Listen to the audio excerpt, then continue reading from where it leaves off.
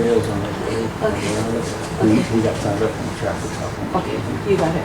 Is the Jack still here? Yeah, and there's one right Good there. evening, everybody. Why don't we all stand for the pledge of allegiance? Pledge of allegiance To the flag of the United States of America, and to the republic for which it stands, one nation, under God, indivisible, with liberty and justice for all. Please remain standing, bow your heads and close your eyes. Dear Heavenly Father, thank you for bringing us here today. Let us all get home safely and have a joyful meeting. In your name, amen. Amen. Becky, will you do roll call for us, please? Yes, sir. District Treasurer? Here. District Attorney? Seat 1? Here. Seat 3? Here. Seat 5?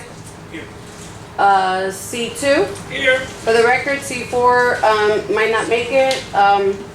And District Engineer? Here. District Manager? Here. All right, thank you. And thank you, everybody, for attending this night's meeting for Central County Water Control District. If you have something to say or want to make a comment, please fill out your comment form right here. And we're going to get to that pretty soon. Moving on to number 2, do we have any adoptions, deletions, substitutions to this agenda? Anything, Steve, by any chance? Anything, Becky?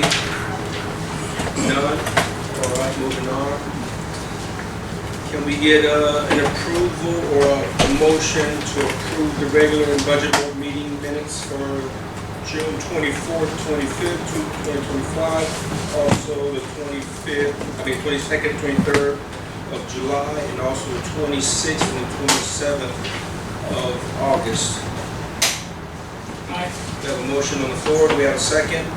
Second. All in favor? Aye. Motion carries. Now to public comment. Is it Michael Wright? Yes, it is. 525 South Riverside, so you, that's all the way Half a there. mile down the road. I know where you're at. Okay.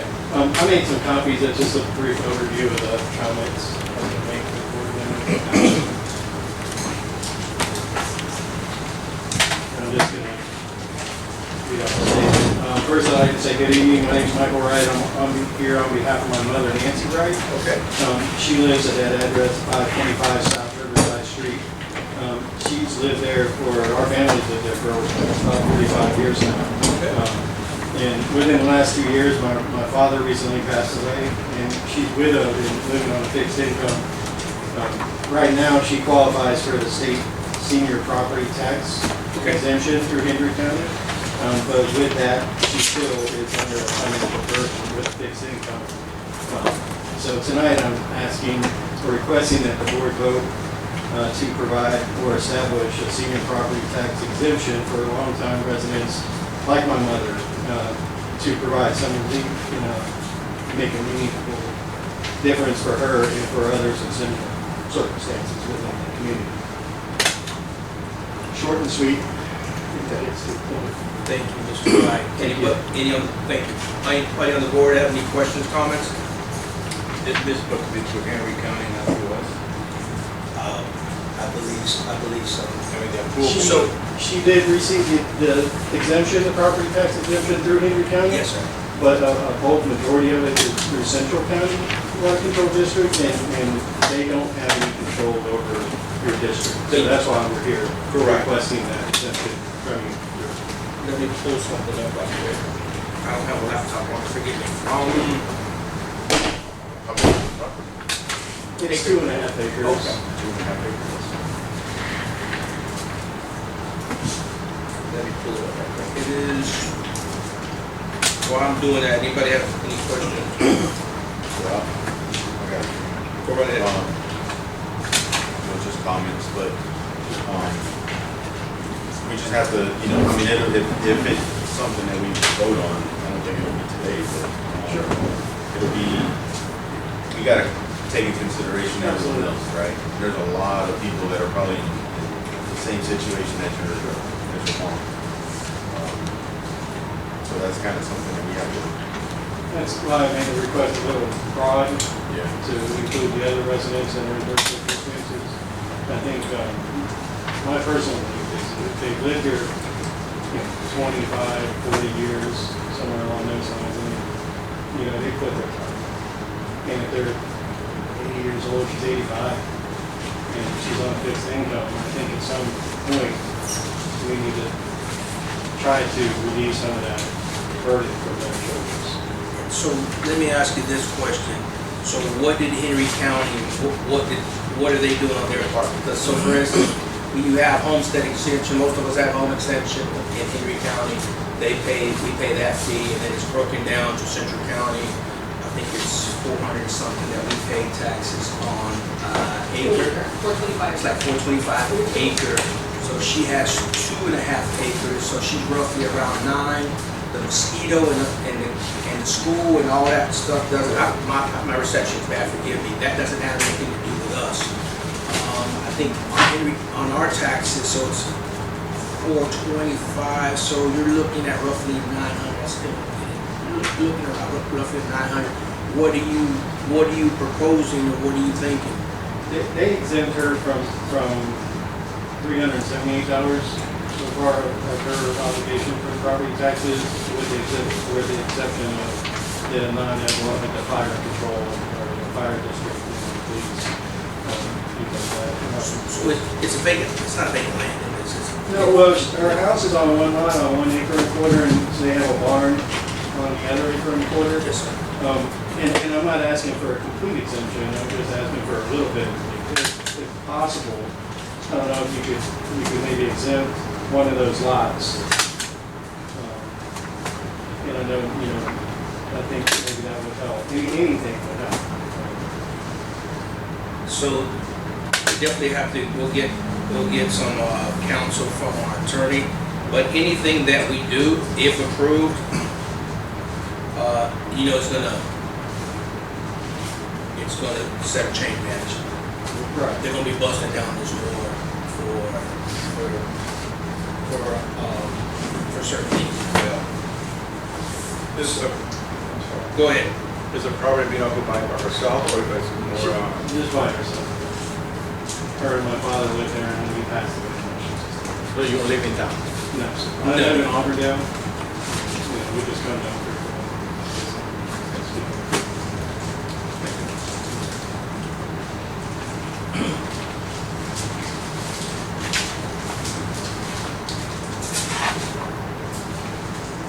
So yeah, I'm looking at here, 378.96, give or take, under ad valorem, and then non-ad valorem. Our part is $1,062.50. That's Central County. That East Henry County Fire, that has nothing to do with us personally. Yes. There's 2 instances for that, the mosquito control. I don't know what that Central County single family is, and then the solid waste MSBU. So it's a total of 1,600, but our part as far as the reference to Central County board is $1,062.50 for the 2.5. Any more questions from the board? No, this should be run by the attorney to get the more legal, because you not only Henry County need to, be involved, Well, I think they give you certain stipulations, like if you're a widow after a certain age, they have certain exemptions. If you have disabilities, they give you certain exemptions as well. It's a state statute, but because you're an independent district, the water control district, they don't have any jurisdiction. Sure. Correct. And Henry County granted it to you guys? Yes. Yeah, they usually work for widows. You'll see some of the exemptions. Yeah, For disabled, there's certain things. Now, if we were to discuss this, is there a way that we can grant it just to her? Yes. But yes, we definitely do that. So I'm reading this out. It's well thought out. This says that we're going to make this particular statute target municipalities and counties. But we can figure out how to share with our charter. The charter says you shall levy first maintenance tax. You should not do it. But it says you may, you can figure out the amount, you can modify it. It's a resolution. That resolution targets single family or target the whole community. So give me a meeting. give us an opportunity, Mr. Wright. Not sure if you have Rebecca's information. We do. If you do, just, I would advise to call her, how much time frame do you think roughly we have? Yeah, my next meeting will be able to get some, we'll circulate the answer. I can contact her to see if it's on the agenda. Yes, sir, give about a couple of weeks, and then let's see what information she has, and then if everything goes right, you can present yourself again, she'll give you the opportunity to let you know. Okay. And hopefully we can figure something out. All right, thank you. Thank you, Appreciate thank you. it. Appreciate you coming. Is there anybody else that would like to speak? None being said, moving forward. Yes, Chair. Go, sorry. I did. Come on up.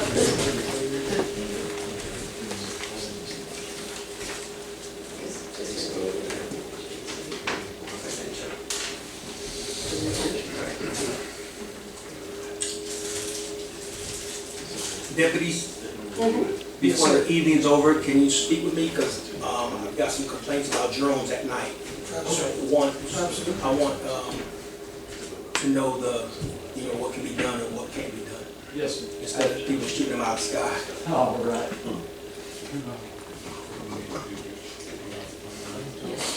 Maybe kind of people have names. People want to shoot them out of the sky.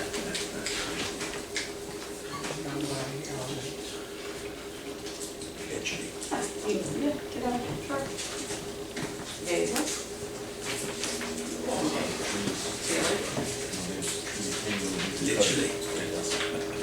All right. Jeremiah? Yes, sir. Okay. Good deal. You have the floor. I don't know how to spell your last name, so forgive me. Last name is Mudge. Mudge, okay. I didn't say, I was gonna say something else, but go ahead. Go ahead, Mr. Mudge. We're here in reference to harvesting elementaries for you guys here in Reservoir. And it's been brought to our attention from the sheriff's department that you got a bad problem with stealing and everything. So we'd like to harvest it for you and pay you for what comes out of there. How would that work, how would that work, Jeremiah? Well, we come here with my harvest crew and my scales and everything, and we harvest, and I can either pay you guys every day or give you a certified check. I can pay you cash every day or a certified check, however it needs to be. And if you don't mind me, if I can just go back and forth with you just a little bit. So I'm assuming there's a certain season, because I see signs, Yes, because sir. It's coming to an I end travel right from now. here to Lakeland, and I see legal harvest signs Yes, sir. on every road, and people pulled over. We and work that's right it. for, we don't work for nobody on the side of the road. I work right for the processing plant. We're licensed, insured. That's good. That's I what mean, everything is 100% legit. Nobody leaves the property before it's paid and paid for, or, whether I pay one of your representatives or give you a check at the end of the week, however you guys would want to work that out. So let me ask you, Mr. Jeremiah, with we have quite a bit of acres down there, quite a bit of salt, especially on the entrance. When we used to be able to park there's tons of salt palms and berries. How long do you think that harvest would take to thoroughly? It would, I would like to scout it and see what the volume is, but I could put 50 guys in here and we could have a fight out in 2 or 3 days. And then that would be the whole, there's only like one One clean time group? shot, yes, sir. Okay. It's one time a year. So it's not like corn, you No, pick a sir. little bit and you come back later or watermelon? Well, if they leave the little berries earlier in the season, if they leave them while they're green, and just get the berries that are ripe and ready, then later in the season, we can come back and do a second harvest on the berries that they left that was immature, and now that is ready. Understood. So you can do a second harvest later in the season. And this operation, Jeremiah, is it just during the day? Is it day and night? I don't work during the night, but we can help with security as far as cameras, help Mark and everybody with an extra eye in there to combat some of the thievery and stuff as well. Okay. And my last question, just for me on the board, is when you say Central County being compensated, what do we? 33% market price is.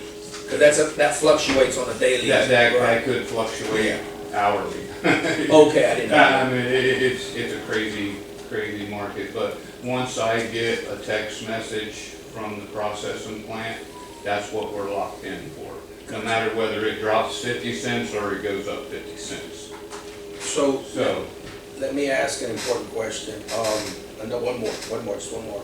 So if we have 50 guys, let's say for instance you had a crew of 50, are all 50, do they have to be vetted, Stephen?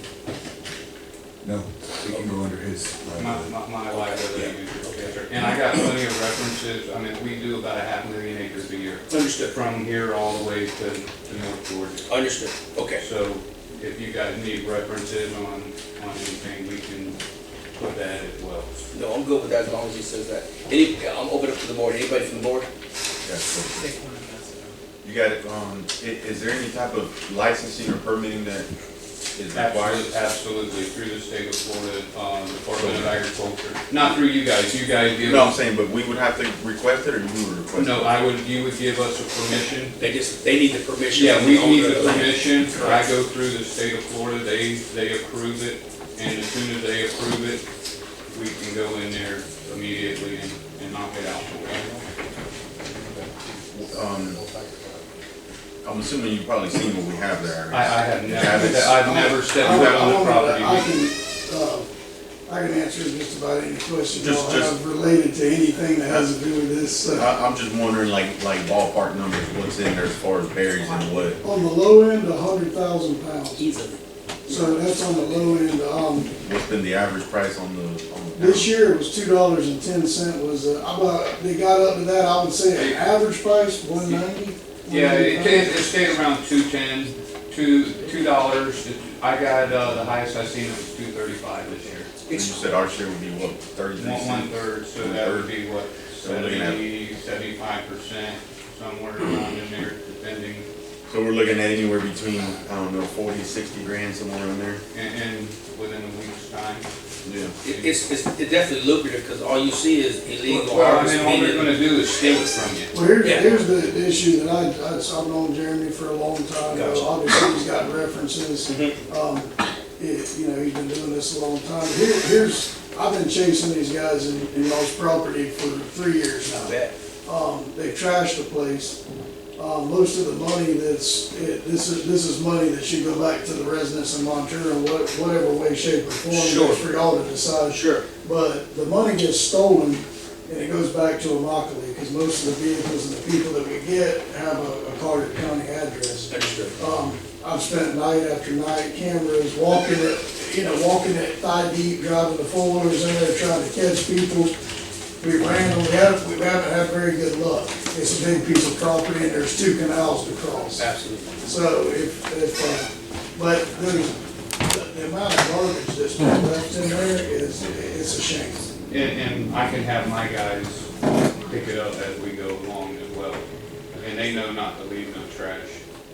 So we've been doing this commercially for 11 years. Awesome. So as a sheriff's office, we've helped a couple other contractors with U.S. Sugar that do the same type of jobs for them in their reservoirs, and this year we had a lot of success with that contract and U.S. Sugar Security keeping those guys out of there because sugar don't want them in there. So they're 100% prosecution when they find them. So let me ask you, in reference, Jeremiah, in reference to that harvest, so most people won't go in there before the harvest because it's not worth anything. Well, I'm assuming, right? if there's not a market open, then they can't sell them anywhere. Understood. So we can keep an eye on it ahead of season, months ahead of time.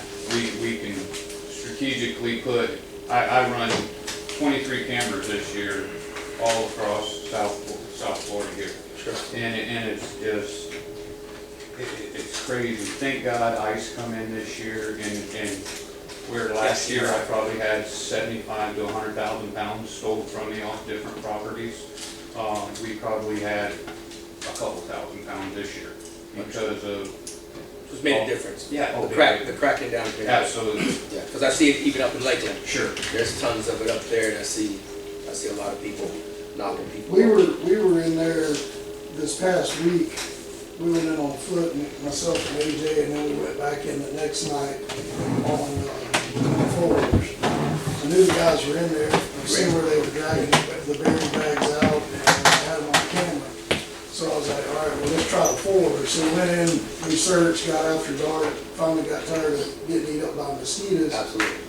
I got back to the house, my camera goes off 10:30 at night, there goes the bags, the guys walking down Shetland, taking them out. So that was probably, I would say, 7,000 pounds of berries walked out that night At $2 a at pound. $2 a pound. So they know what they're doing. Go ahead, yeah, of course. What do you need from the board? Our approval? Your approval and a permission letter signed. Now, is there I can anything? do that, yeah, and Okay. maybe we'll do like an identification or something, when people just get a COI from you. Sure. At the district. Absolutely. I like that. I can get that to you Just to get it done. tomorrow. I just need a template of how Go it through needs, that. how it needs I'll to do be, it. and we can get that to you. When the season started. It's already. It's already. No, I'm it's saying, but like- almost in. like It's the- usually the 1st of August. So you're trying to get one for the current one? Yeah, if possible. How long that last year round? No. No, sir. They're trying to shut it down now. Oh, if you get the permit today, it will be good until today next year. 1 year. So it's over 1 year. Correct. How about insurance? You carry any kind of liability? You want to Absolutely, absolutely. I got a sample of insurance right here, 1 million, 2 million.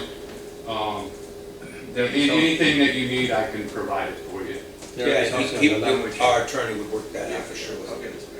The language on the policy, stating that, Central County, we got an You're not held liable for anything, correct? Okay. Any more questions? Sure. Board, you thinking? Okay. What do you think, and somebody want to make a motion on allowing, do you see any hiccups with that, Stephen? No, just, it'd be a motion to create and enter into an agreement. Okay. Out the drug list. I pray for the motion for, So I'd like this to be an every year thing, if everybody's So, happy. Jeremiah, let's do this. I'm not speaking for the board, but I'm just gonna give my 2 cents. Let's see how it goes on this first turn, so we see the pros and cons, see how this thing works.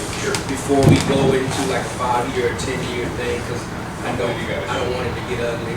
Sure. Or there might be some things that we didn't think about, or some things that, I agree with that. I think because our board does fluctuate, I think we should see you at least every year, around August before the season. Say, hey guys, do you guys give me permission again? I don't see any cons with it. From what I'm hearing is you guys go in there, get everything in there, clean slate. Basically, all we need is entrance and approval that we're in there, and you guys just collect the check. It's really that simple, Yeah, I'm in agreement with it. As long as the licensing, everything is good. From what I'm hearing, you have your references from the sheriff's office. Yeah, I'm 100% in agreement. I'll just wait for Steve. Jeremiah, what's the name of your company again? J&D, I'm not very hard. Thank you, JB. So we have a motion on the floor from Supervisor Moreno for J&B Palmetto Harvesting to harvest our salt palmetto berries here in the reservoir, and we get compensated for that. We have a second. Have a second. All in favor? Anyone opposed? No. Motion carries. Jeremiah, thank you. Thank you for your time. So get with Becky and they'll get something for you. Appreciate it, thank you. That's thinking outside the box, thank God, that's another way to bring revenue in. Thank you, appreciate you, thank you for presenting yourself. Yep. Anybody else have any public comments? Go ahead. Y'all, how's it, I mainly wanted to come, I'm the sergeant for the sheriff's office acting, for those I have. Yep. met, of course, I know Miss Becky and I know Chris who's not here. But is there anything that y'all need from us as far as the ag unit, the sheriff's office? I know we got, Morales here now, he's coming back out here, which is, it makes me happy because we have another person back out here. I know y'all been plagued with the ATVs again a little bit. I know we've definitely heard complaints. I don't think we've had any accidents. No, we haven't Like had any before? accidents. There was quite some real, we had some deaths in the previous years. I see them. The only thing that I wish they would do is, we already have enough issues to maintain our roads, and then, they have a good time and they're doing the wheelies and just tearing stuff up. I don't mind people riding, but if they do it, they do the right thing. But that hasn't been the case. What's the board's take on it as far as overall? Is it something that you want hard enforced, or is it something that you want to keep off the roadways? I just would like us all to be on the same page. That way when we're working, we're all kind of enforcing it. The same way you don't have one guy telling one thing, one guy telling another, then the board's telling another. I think if we're all solid about it, we can get a better job done, whatever you're all want. So there was an incident not too long ago where there was a four-wheeler just running probably about a good 2 hours, and he had that muffler kit. As we speak. Yeah, as we speak. Speak of the devil. And the thing is so when people call me and say, hey, Mr. Mark, I'm trying to get some sleep. Not everybody, is fortunate to work 4 days or 5 days, some people work. But they're like, the going up and down all night long, what's the deal with that? So I would treat it like my thing is let's just say, for instance, if we say it's okay, most people here in Montour are willing to say, hey, you know what? I'm gonna put this thing off the road, and I 80% chance I'm gonna beat you, because you can't maneuver through Montour like some of your vehicles. So it's almost like you're gonna be chasing a coach, unless you have somebody with a loud exhaust system, because you hear it, right? But not everybody has those exhaust systems. The thing that scares me is I know there's people now that have wires now on their properties. And somebody go through there not knowing it was there, and next thing you know, we got somebody dismembered. So I'm open to the board. I used to ride. So I do too. I'm And not I try to against it. explain to the people in Portland Bell, because we have an epidemic over there too. And I grew up in Felton. I've been in Henry County my whole life. And there was 2 kids that had ATCs. There was nobody out there. But now when you have every household has 2 or 3 bikes, Literally. then you start getting 10-year-olds on them. Then you get them driving 1,000cc bikes that they should. Then you get no helmets, no nothing. And literally every home in Portland Bell has some sort of ATV. So on the weekends it gets to tearing up the roads, like you said, and kids getting hurt, somebody pulling out in front. So we're having to really clamp down over there. So y'all can discuss it and whatever y'all, like I said, I just want the sheriff's office to be on board with what y'all would like to see with it. So y'all can get back to me on that and see how hard you want it enforced. Let us know. Go ahead. My other thing too is, I don't know if you guys can kind of help us monitor the dirt roads a little bit. I think just regular traffic, I think I see a lot of speed. Okay. And that's damaging our roads. Yes, sir. I did get they look anywhere from 8 to 13 on perimeter the other day, and I was actually coming out, and I could see them down there doing donuts. Well, not just ATVs, even regular traffic. Yeah, sure. Like I see them sometimes on certain dirt roads. They're going faster than on this road. I think you've seen them everywhere too. And Well, hopefully now that Deputy Morales is back out here, we can get some of that stuff. Yeah. Helps out when somebody's out here, yeah. But yeah, we'll definitely do our due diligence to help y'all with the speeding and keep an eye on the dirt roads. And other than that, Yeah, I know it's a pain, for Becky, because Becky will say, hey, I'll get a call. So our biggest issue is I'll get a call from somebody, hey, you're not cleaning my road, but you know your neighbor's the one with 8 bikes tearing up the road, but you won't call the Henry County Sheriff Department, but you'll call us to fix it. And that's, yes, sir, and that's my, I apologize for not getting out here in sooner years, but I'm gonna try to make sure I can make all these, and, we get worn out pretty much with the trespassing and the reservoir, so one good thing about having a contractor in my mind is they're gonna help with security, so those eyes are gonna tell us, okay, we have trespassers. Sure.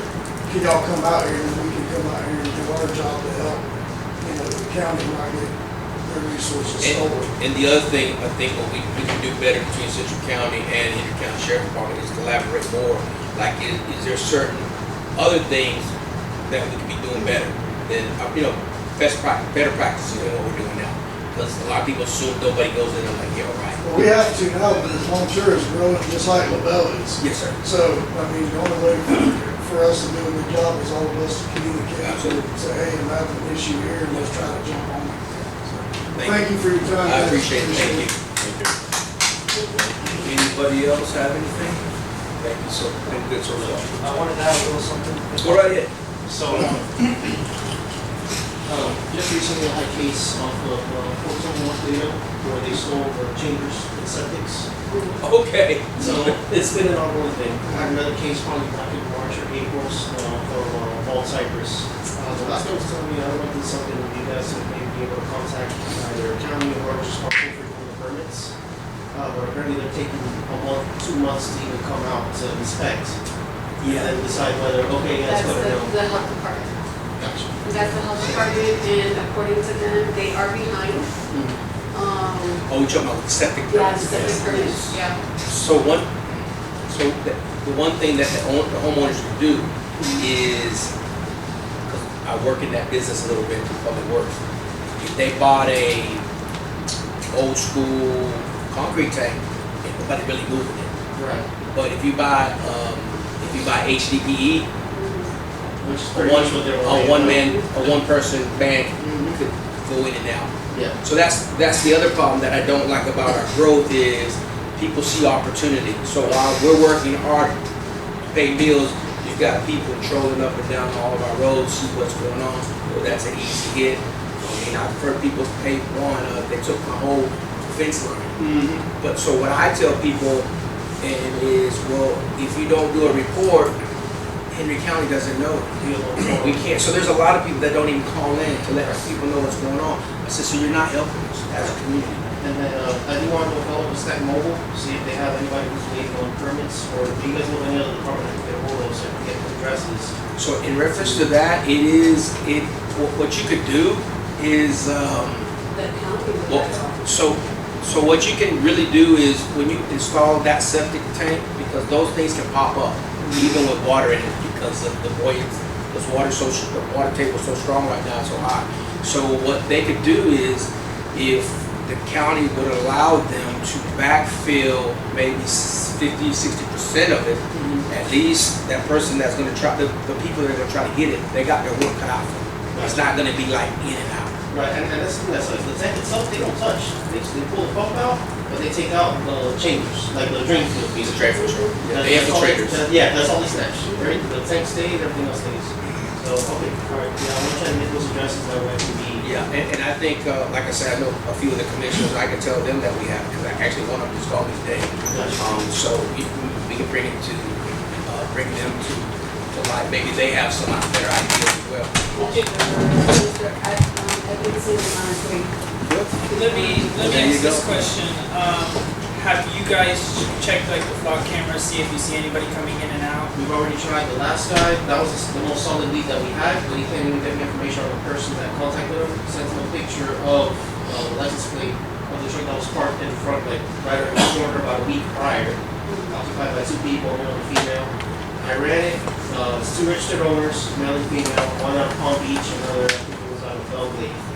So that was a more solid lead, but we can't contact the actual witness. So Because I oversee a lot of properties in Palm Beach County, and the northern part of Florida, and we work with Hillsborough County, Palm Beach County, and we use a lot of the flock camera. Well, we're the private entity, so we'll buy a lot of the flock cameras. We give the sheriff's office full control, and that helps us notify our tenants, say, hey, have you seen this? And that's what I was gonna get to.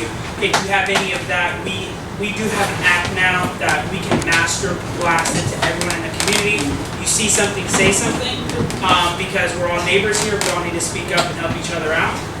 So that's my biggest take on it, is I would, if you have anything that we can share to the constituents, say, hey guys, if you see this truck, let's keep a lookout, contact the sheriff's office or whoever's over the investigation, so that we can crack down on this. Because some of these thieves may live up the street and hide their vehicle. Then on the other time, some of them don't live here. You know, they're in our backyard, like Immokalee, Bellglade.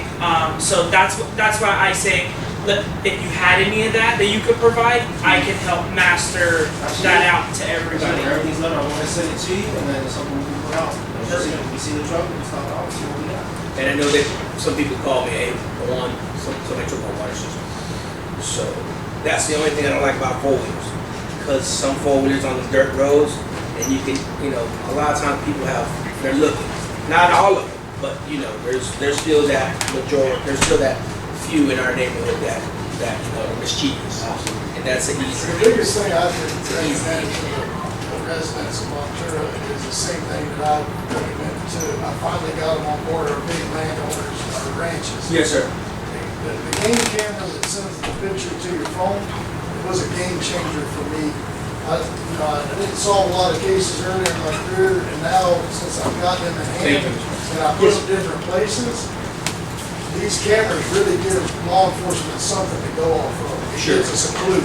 And, like if they're getting, if it's time-stamped, it's dated, I get a suspect, I get a vehicle. Like if somebody's installing septic tanks in Ventura, for $80 to $115, he can get an HD camera, put it on a pine tree facing where he just dropped his tank in, and put it up a little ways with a ladder, and then when that guy pulls in there and starts using his equipment to take it, now when you call law enforcement, not only do we got it within 2 to 3 minutes, we got a picture, but most times when guys like that, thieves like that, they're not even gonna know that camera was there. And I don't, if the board doesn't mind, I want to stay on this for a minute. Let me ask you this. Do you see, because there's a lot of people in this community that have some type of camera, some type of recording system, does the community help and assist with issues? Hey, by the way, we had something down this road.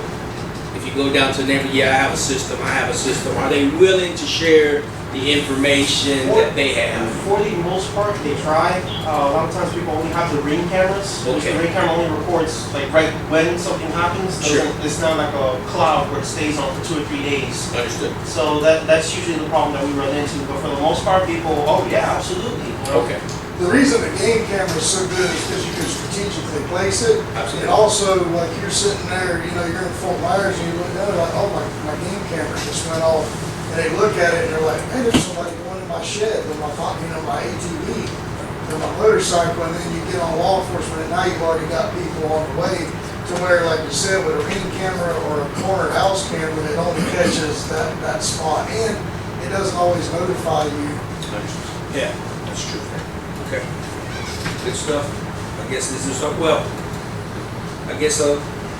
people are having some hard times, so they do some desperate things, especially in our county. All right. Thank you for that.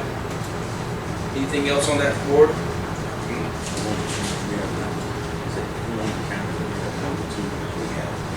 have some. Oh, those are card readers. Those are card readers. Oh, the tag readers? Yeah, those are tag LPRs. readers. Yeah. So that's all. That's it. And we try to look at those too, like for that truck, for example, and it hasn't been anywhere. But most of them are smart, man. They know that they're gonna take that tag off or something. No, they're not. They already got a hold. They know if you go to Ventura, there's 3 cameras. They know exactly. Hopefully in the future, we can get a few more up in the LPRs in Ventura, No, the people that do it for a living, they know. Yep. Yeah, absolutely. Cameras are for, it's like a fence. That's just for honest. That's for honest people, bro. Yeah. No, thank you for that. So Mr. Atkinson, so you know, since Montura's grown, we've had issues with, less of septic systems.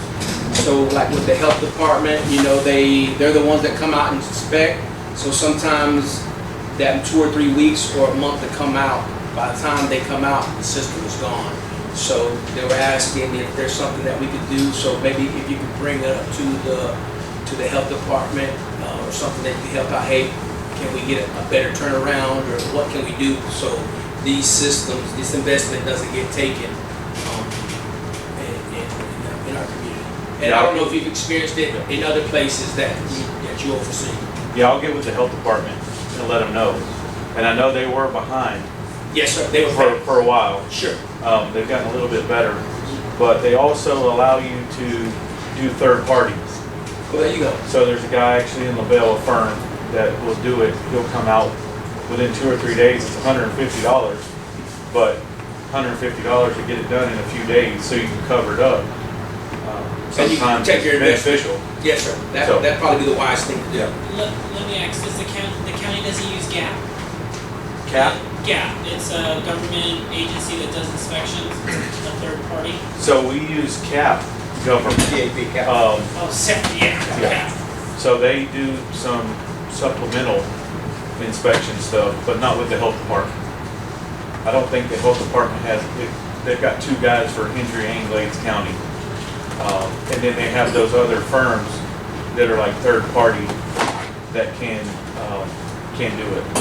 I'm not sure, I'll find out if Yeah, CAP's 'cause we able had- to do inspections on Yeah, septic. we had that big problem with, on one of our properties where we were connecting the sewer and, the city didn't have any inspectors and they had to go to the county sent them out, to inspect the home. So that's why I was asking, so. that And we connecting the sewer is a little different than septic. The septic, Yeah, right, they- right. The septics fall under a different part of the health department. Health department, yes. And I know all that's fixing to be changed and it's fixing to go in your DEP. Makes sense. So, Thank you. Thank you, I appreciate it. yes, All right, moving on. All the comments, Ralph, we're going into all new business. We need to discuss and vote on our final budget for 2025, 2026. Need any comments? Nope, I put in all the numbers that we went over last meeting, updated the table now that I had more information, and that's the one that's not in the book, the one I laid on top. Anybody on the board have any questions? Go ahead. So, looks like we added a lot more than last time, like our contingency. which The basically our contingency reserve. went down, yeah. So- That was adding in the estimate numbers from here that I didn't have for like the equipment issues, I believe it was, and 80 for vehicles. What's the 450 in the equipment? I believe that was those skid steers.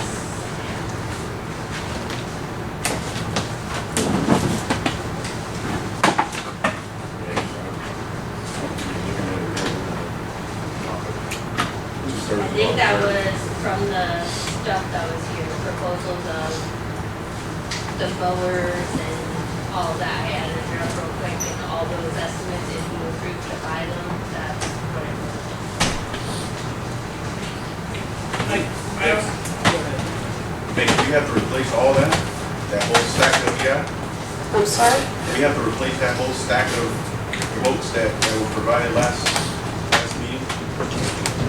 Equipment, on the equipment. She's got $500,000 on the list.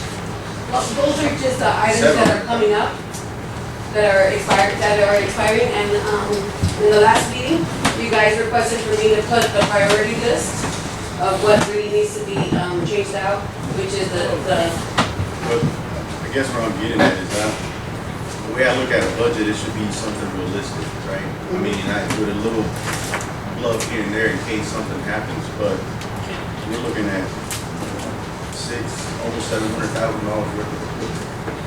If I can. When I was on board with that old grader, it wasn't even like barely cut. Central County wasn't purchasing anything, no new equipment, they were just using hand-me-down. So now that the county over the past, 5 years, they've been slowly purchasing stuff, I get where you're coming at, that the amount that is on there looks extremely high, but as other districts do fade out every 5 years, I'm not saying we do that, like how we auction some stuff off, but we do have to keep some kind of realistic number for this equipment. 100%, I get that, because I've asked for a 5-year replacement cycle on our equipment. But where I'm getting at is, That number is like the dump truck, it's been rolling and rolling and rolling. So what that tells me is that we don't use dump trucks. This is the second year that I've seen it, Well, you're and we correct. haven't replaced it. We have 2, right? We have 2 dump trucks, correct. And the only reason why I rolled it over was because the roads were so bad, before I got a dump truck to service the community better, we decided to take the roads. No, I get it. And but- so those are the decisions, again, I'm not gonna spend $250,000 when I can do a mile of a road for our community. Granted that our, maintenance on our vehicles, if one of them does break down, it could be costly, but we've been able to do the preventative maintenance, which has helped us prolong not purchasing it. But I leave it there because the money's already separated in case it's, it's just to show the board that, yes, it's on there. So where I'm getting at is I'm the first one that'll tell you go buy something new, right? Okay. But but we're looking at $700,000, and that 700 is only coming from one bucket, which is our reserve. After, if everything clicks exactly the way it's on there, we'll be left with $600,000 in reserves. Right now, we have probably more than double that. And I think in our last audit, we were told that try not to go anywhere below that. You're like at the lowest you can be where it's acceptable. That's where I'm getting at. That I think I don't know what it was. It was like we were at a 33 to 40% or something like that, and that was 1.6 million. And looking at this, we'll be left with 600,000. So where I'm getting at is, and I know we may not replace all that anyway, but I would like to see something that actually makes sense, and I feel like that's a lot. Like I want new equipment where it's needed. It's like when we were talking about the AC, I want AC where it's needed. If a guy's gonna be in the skid steer for 10 hours, he should have AC, right? But if he's using a gator to transport from one side to the other, and we've never had AC, it's kinda, you know what I mean? Like that makes sense where it makes sense. If I may, because I was here on a Zoom call and then I missed one of the budget workshops. Is the board increasing the taxes this year? So we're leaving it again? Okay. So my question to the board is, since we're going to be leaving it for this upcoming year, is there plan to increase it? Because everything around us, if we all know, has increased, hasn't went down in price. So I want to know, because do we have a plan to adjust our budget, $5, $10, $15, or we're gonna roll it over for this year? Because I know the county has done that, and I would agree to it. I'm just saying, yeah, I'm in agreement to that. But in the upcoming year, what is our plan? So, if you don't mind speaking on that. So, we have 2 new board members, and then also we have 1 board member that's finishing up his first term. So, a lot of them are getting to see what we're working with, to see what we can do to get better. And I think they're seeing there's a lot that needs to get done, and there's only so much coming in, correct? Right. So like a creative idea is J&B Palmetto Arts. So that's a great way to bring revenue in, those type of things. So again, as a team, we're gonna have to figure it out. Again, we have to be careful because we do get audited and we can't go past that line. I'm just like Mr. Cortez. $1 million in the bank does me no good when I got $10 million worth of problems outside, $10 million worth of issues. But you can only eat an elephant one bite at a time. So there's only so much that we can do. We have to be diligent, we have to be, spend this money wisely because we don't get second chances.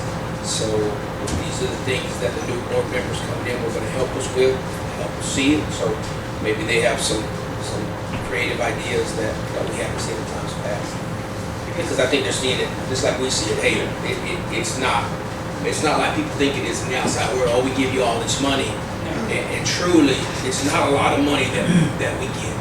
Yeah, so. Especially the way that the more this community grows, the less this money Right. can be spent. Right, and Because that's, it is what it is. that's where I was gonna get with it. We don't, after the last couple of years, we've increased our budget and it has helped the county grow. This year will be the first year in a long time that we haven't increased it, that we're leaving it at what it is. I'm just saying, we have to have some kind of buffer, if that's the right word to use. Because I don't wanna see us go into this new year, everything increase, because I know our governor is planning on eliminating, some property taxes and some other stuff. Proposed. And I don't wanna see us in where we're like, we can't afford the day-to-day operational stuff. We don't have the luxury of what the county has, LaBelle and Lewiston. So being mindful of that, we have to grow with the time. I don't think us saying, oh no, doing a hard stop on it is not the best solution. Because eventually this water control district is gonna have to turn into something else. Yes, sir. So there's some items on here that haven't increased, but with time, they need to increase. Well, the other thing, I think most, because we're members of this community as well, is, so when we increase taxes or whatever, it affects us as well, correct? It does. So my thing is, as a taxpayer now, I'm putting a different hat on, as a taxpayer, if you're using that money to make things happen, to make our community, the responsibilities that Central County is responsible for, I'll probably say, hey, you know what, I can live with it. But as people say, hey man, we give you these taxes, but I don't see this getting done, the swells, the roads, because there's a lot to tackle. But we have been able, as you know, coming on the board, we got rid of the graveyard. We no longer have a graveyard. We do have some new equipment. People are working with better equipment. Things are happening. We have a full staff now. So I think this year we will see how far this budget can run. Because we haven't had an opportunity, Dina, to see what we can do with this budget. See if we can maintain our services with this budget. And if it's not, then the board has to make different decisions. But in reference to Mr. Cortez, you do have to have some type of reserve for a rainy day, as well as our audit, which we have it there, right? It's there now. Let me ask you, based on 23, 24, or 24, 25, we only got a few days left of the budget. How we stand with those numbers? Technically, through Roughly. August 31st. Not all of September yet, because I don't have statements and stuff until October. The budget versus actual as of 8/31 is 1.6 under. So we're gonna be But roughly. 1.8 is the carryover. Gotcha. So 1 point under, we're gonna carry over. So, what Mr. Santiago was talking about, this is something we talked about last year, that we increased the $100, correct? Yes. I agree with Santiago, we should put any kind of money in the budget for, to approve to the rainy days, besides what we talked about in the October meeting with the landowners, to start putting money away for 3 years from now, 5 years from now, to get out of the 292. Become the city of Edison town, where it will be the case. Which was approved by the board to have John's team start looking into that. Correct, we sure did. So because like the sheriff's talking about, this Montour is growing fast, and I mean fast. And not too many people realize how fast it's moving. And we need to make everybody, landlords aware, you know, this is not like it used to be 10 years ago, not even 5 years ago. This place is moving so fast that if we don't act now and put money as reserve, it's gonna be later, it's crumbling for money. And since we got a board that really care about it, the future, you know, we need to start, you know, looking into that. So. Let me ask an idea to the board. If this gets approved, right, let's say for instance, if we approve this budget as it is, we can say, hey, by the way, this capital outlay, nothing gets purchased without our approval. So we, as a board, say, okay, this is what we were gonna do for this year, but that doesn't mean we're gonna purchase it. We have to say what can be purchased and what can't be purchased. Second. So the other, I mean, I'll say two things. Go ahead. So the first one, I like the energy, because I like the discussion. I just think we're kind of late discussing this, and nothing personal, but we had a lot of people out in these budget meetings. If you look at Our manager was out in one of our main meetings. Yes, that's correct. Which I think moving forward, we gotta look at that. You know, I mean, you're talking about some of the most important meetings for the job. Number two, one of the options I think I spoke to Dina about is we can look at financing options. So we can, because I think a lot of the options that you guys presented, I think you had, Becky, they had 0 interest and 1%, 2%. So we can look at that and still get a decent amount of equipment that we actually need and maybe spread it out so we don't take the big hit. So, and I do agree with that. I think if we can. And that's what I was looking at, like the leasing option with, like we did with, our mowers, tractors, sorry. This is 120Ms, which is the same thing. Where I'm getting at though is moving forward, like when we start working on our budget, like the first budget meeting that we have, we should already have a rough draft of actuals, of what we're looking at. So Dina did a great job with, you know, adding, like, for example, cost of living adjustments and all those things to the budget. So where I'm getting at is maybe in December, you kind of start looking at what equipment you want to replace and start looking at that so that when we start having our budget meetings, we already have a rough draft and not get to this point where we're still debating it, right?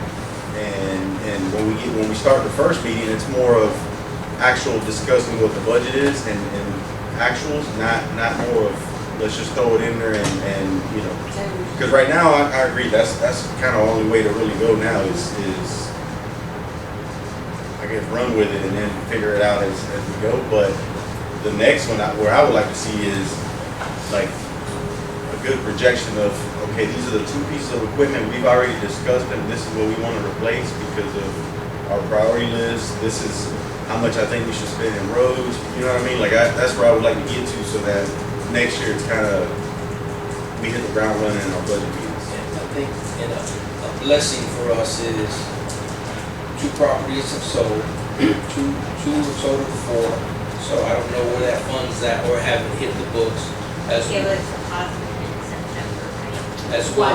One of the properties. As well as the equipment. There's quite a bit of equipment that got purchased, so I'm not sure where those funds are at or if they've hit the books yet, but that's another I've thing. seen the 2 properties, and very small, like 6,000 of auctions.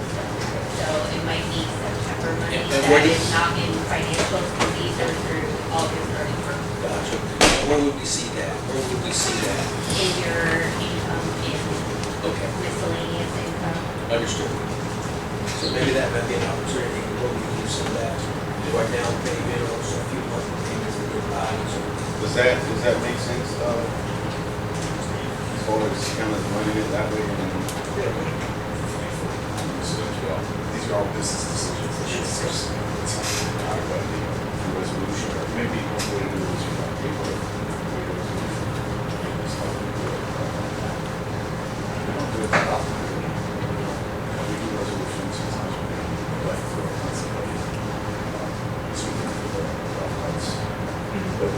it's a tool that you have to get to the lines. You have to affect and having successors.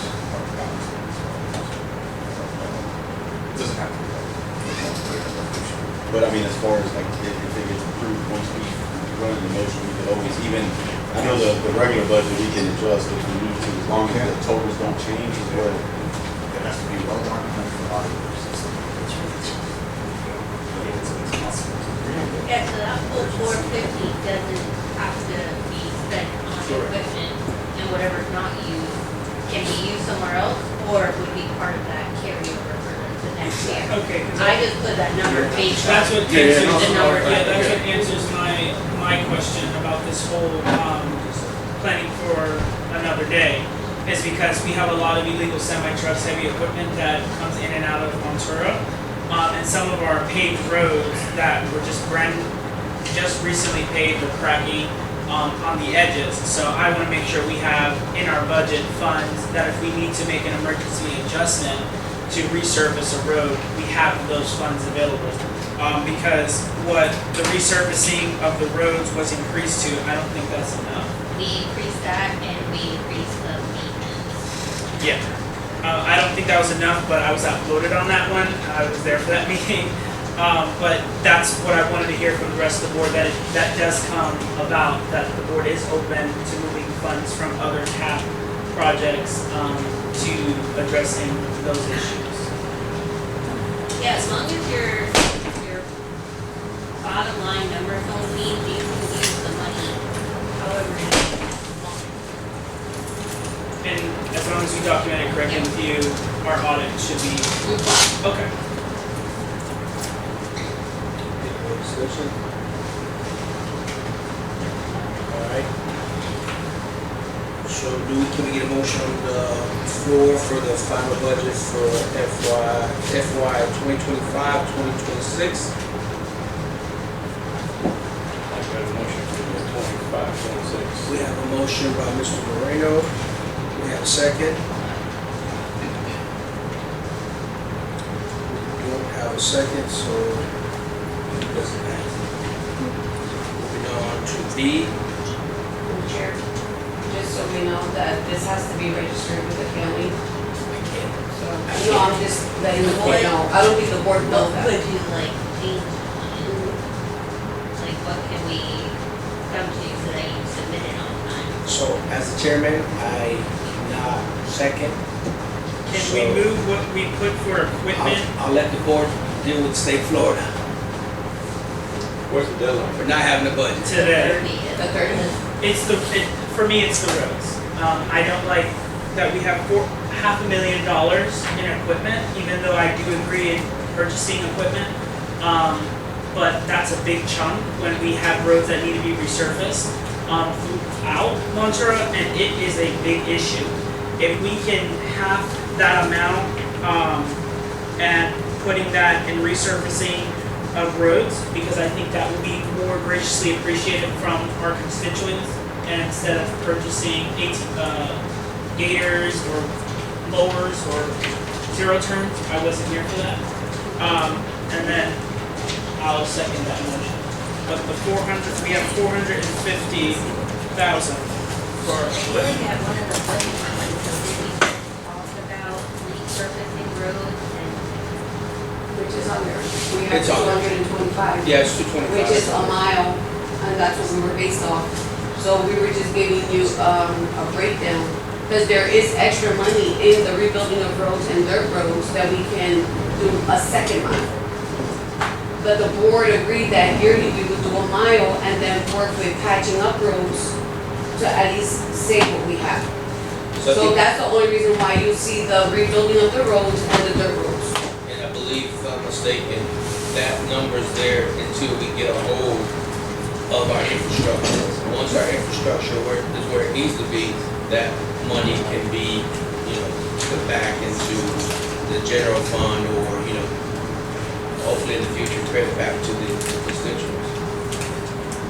But as of right now, I think every board member that travels these roads can see that there's tons of work that needs to be done on these roads. So I don't see these numbers, the road numbers, and the maintenance of them, I don't see them going down. so it is the road one. Oh, no, I wouldn't say that, I wouldn't say that. So we have 3.9 for rebuilding of roads. Is that entailing asphalt roads or dirt roads? Which one are you looking at, sorry? He's looking at the I'm maintenance and 512. rebuilding of roads. So when you say resurfacing, if you look down here at 840, That says road paving and resurfacing. That's for our asphalt. That's correct. So we have maintenance and rebuilding of roads. That's our That's- daily operation. That is data operation, shell rock, and millions. And if we had to, if we get a good deal like we did last year when we did the two roads, we can, you guys have the right to move money at any time and amend the budget. As long as it's noted that it is being amended and the money is moving to that.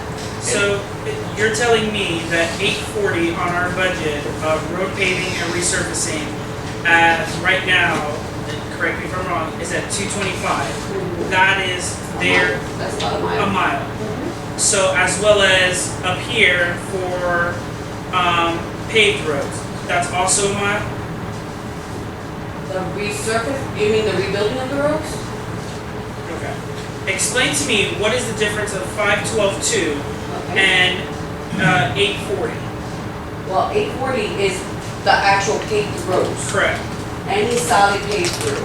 But That's- so is 512.2. No, 512, It says maintenance and rebuilding of paved roads. Are you talking about? it doesn't say paved roads. It does say And paper. we had it broken down into dirt roads. Oh, there you and go, paved on the roads. bottom. It does Yes, say paper. so those are patchworks. So if we can't, like right now, we have Camino Real that has a lot of, the road is broken up in a lot of areas, and there was big holes, okay? There was areas and, our engineer came out, we looked at the roads that we wanted put up to pay this budget. So, Camino Real, doing patchwork will save what we have. Where we have a mile in Mansoura Avenue that we need to do it now. Because there's no more asphalt on there.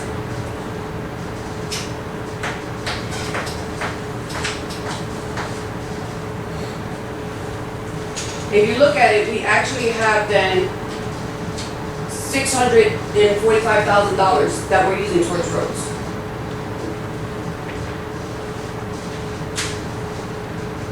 We have 106 miles of dirt road where we've started applying millions on the roads to kind of help save what we have.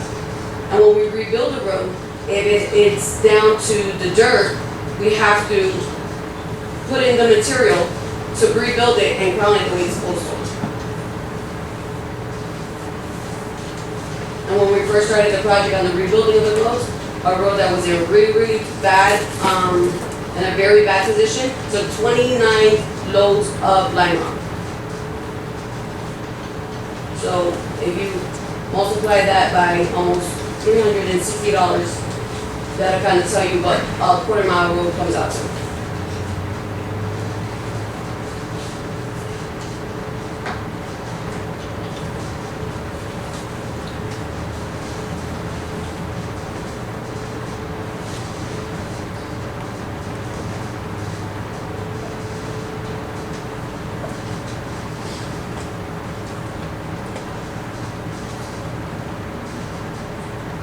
And again, numbers can be moved. This is not set in stone, that's why the budget could be amended at any time. However, we see fit, it could be amended at any time.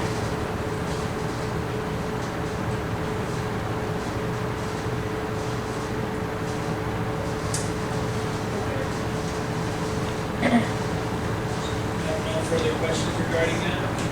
Anyone? Any adjustments as to answer, this question? No,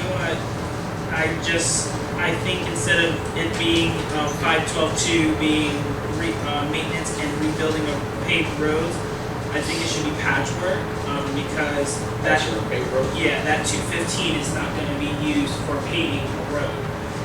It's gonna be to patch up, some of our paved roads. And then, 840 would be complete mile a road.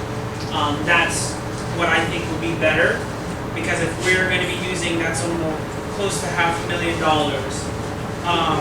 of resurfacing of road, if we leave it like this in our budget, and then I'm gonna be questioned from the constituents, well, you had $500,000 to pave roads, what roads did you pave? I wanna make sure that I'm being as transparent as I can be, that we are not using that to repave roads, that we're using that for patchwork, correct? Yes, on that one. So we can have that modified.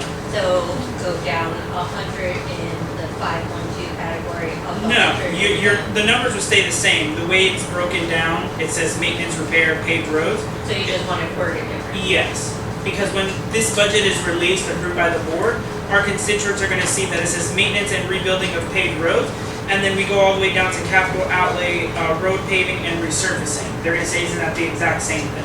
And that's the exact same way I was perceiving it to be. What do you want maintenance and rebuilding of paved roads? If we could say patchwork of paved roads, I think that would be more, defined, that Is it's that not. all that's done in patchwork? Because isn't maintenance patchwork? Correct. But some people don't Is understand. any other maintenance besides patchwork in there? Because patchwork is very specific, it sounds like. The patchwork is very specific to the paved roads. Are there other things that are done for maintenance besides patchwork? No, Not to a paved road. not to a paved road. And everybody is okay with that? Chairman Sachs, leadership. Any more discussion on that board, on this budget?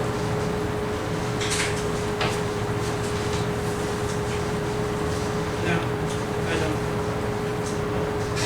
Should we take any more questions? Very good.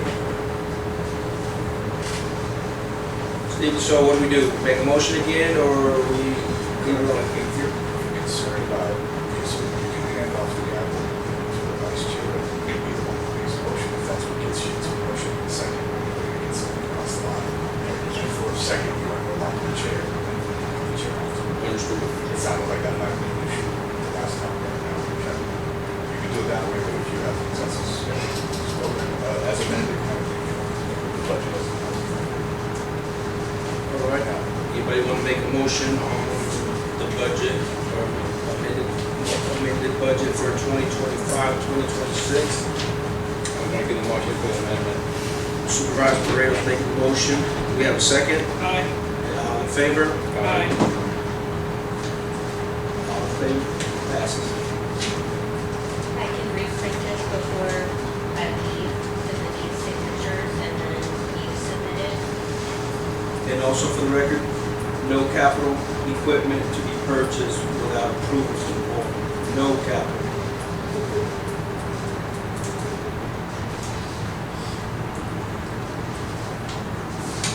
Moving on. B. I know we've had a few questions about holidays and days off, this, that, and the other. They have it in here from the chair. Where is it? I'm sorry. And where it says others, old and new, on the tab, old and new, all the way to the back, are the holidays. May I direct, Brent? Go right ahead. I noticed they got a couple came in with the public comments. They were basically brought on the 7th card. We're gonna take care of them now or later on from here. Say that again, I'm sorry. I didn't hear you, I'm sorry. I saw a couple that came in. Okay. Probably been thinking that we start at 7 o'clock. They came at 7:07. And they give, the notified you got right there. Are we gonna do that later or we're gonna be in 10? Let's go through this and before our report. Oh, I spoke with her. Good. We'll, let's go through our reports first and then, before we get to our reports, we'll let that happen. All right, I'll make sure you get out there. Thank you for bringing that up. So these are, some of the things that we've noticed in the past is, so we have these federal holidays, and then we'll see emails come through that says, hey, Henry County's taking these days off, so we're following what they're doing. So sometimes these days end up being more. So I'd like to break away from that and make our own established days off as a board, and so there's no confusion if there's somebody gonna be working in the office or in the field work. That's just something that I want to bring to the board. Of course, we're a board, it's open for discussion, so I wanted to see what the board thought and see if we could do that. Yeah, there's some days, can we add some days on here? Welcome to do anything you want, Okay. propose anything you want. I think they should have Christmas Eve off, Easter Friday, and New Year's Eve as well. So the last page. So you said Easter, Easter Friday, Good Friday. Good Friday, Yeah. Christmas Eve, which is the 24th, and New Year's Eve, which is December 29th. Those are the only 3 days that I think we should add on to this, and then everything else, I'm good with. so you said Easter, Christmas Eve, and New Year's Eve, right? Yes, sir. So that's total.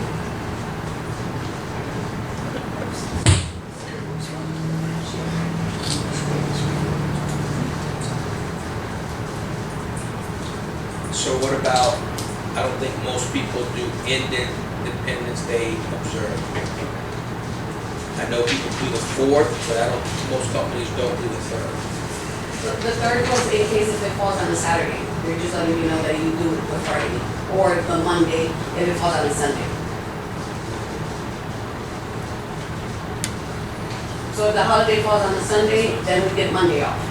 If it falls on the Saturday, then we get Friday off. Juneteenth is in. Yeah.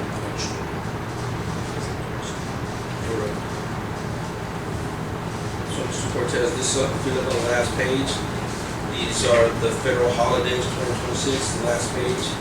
So some things that have happened in the past, we'll call, and then they'll say, well, Henry County is taking this day off, so we're taking it as well. So I think as a board, just something that we'd like to throw out there is that we have our own holidays, and we respect them, and with a shadow of a doubt, we all know what's there. And then add 3 more is what Daniel was proposing Easter, Christmas Eve, and New Year's Eve. All this is open for questions. Chair. Yes, And ma'am. just so that the board knows, we already had, Christmas Eve and Good Friday on our regular, without the county, and our regular holidays. The only one that was always iffy was the 31st, which was New Year's Eve. Well, I want to make it official that it's on here for vote, because I don't want, and I'm 100% agree with Mata, I don't want you to close the office and then we didn't vote on it because it's not here, and then, there's some recommended actions that need to be made. So that's why I added these days on here.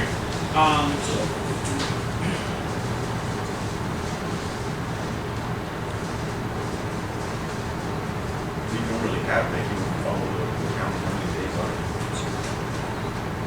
Like a- We don't do Juneteenth. Yeah, that's We what I don't, figured. we don't, but, Like a, you're up at 14, 15. it would have been, I can tell you right now, 1, 2, 3.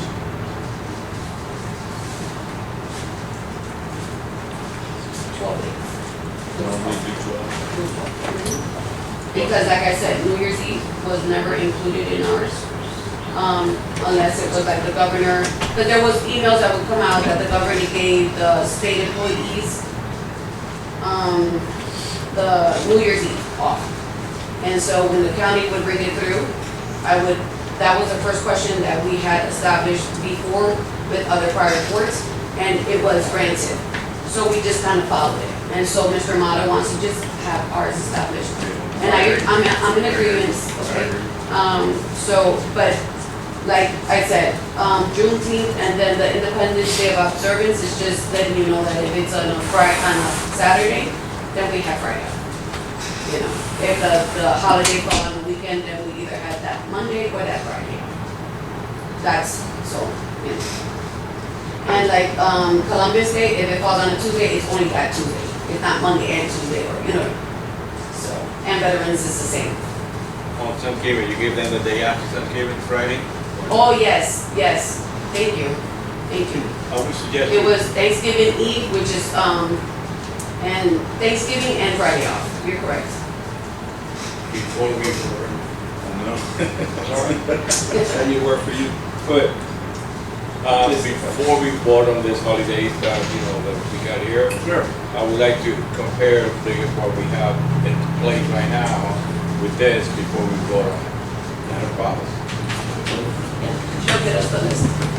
I had it over I there. think there's only 12 days of So the only, No, but we have Thanksgiving, I yeah, mean, so Friday. the only thing that you're not gonna see on counties compared to this, is sometimes when they'll say, hey, by the way, we're taking this off.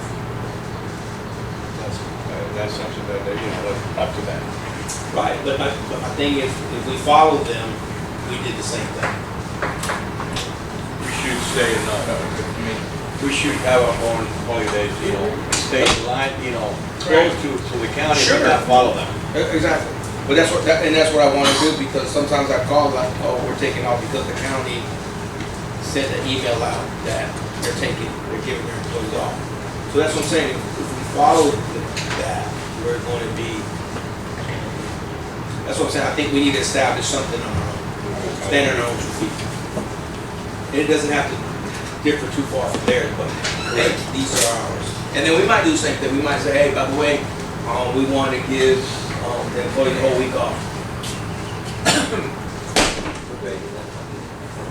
Right? So please digest this as a board, and maybe next month we'll come back, next board meeting. So, Thank you. thank you.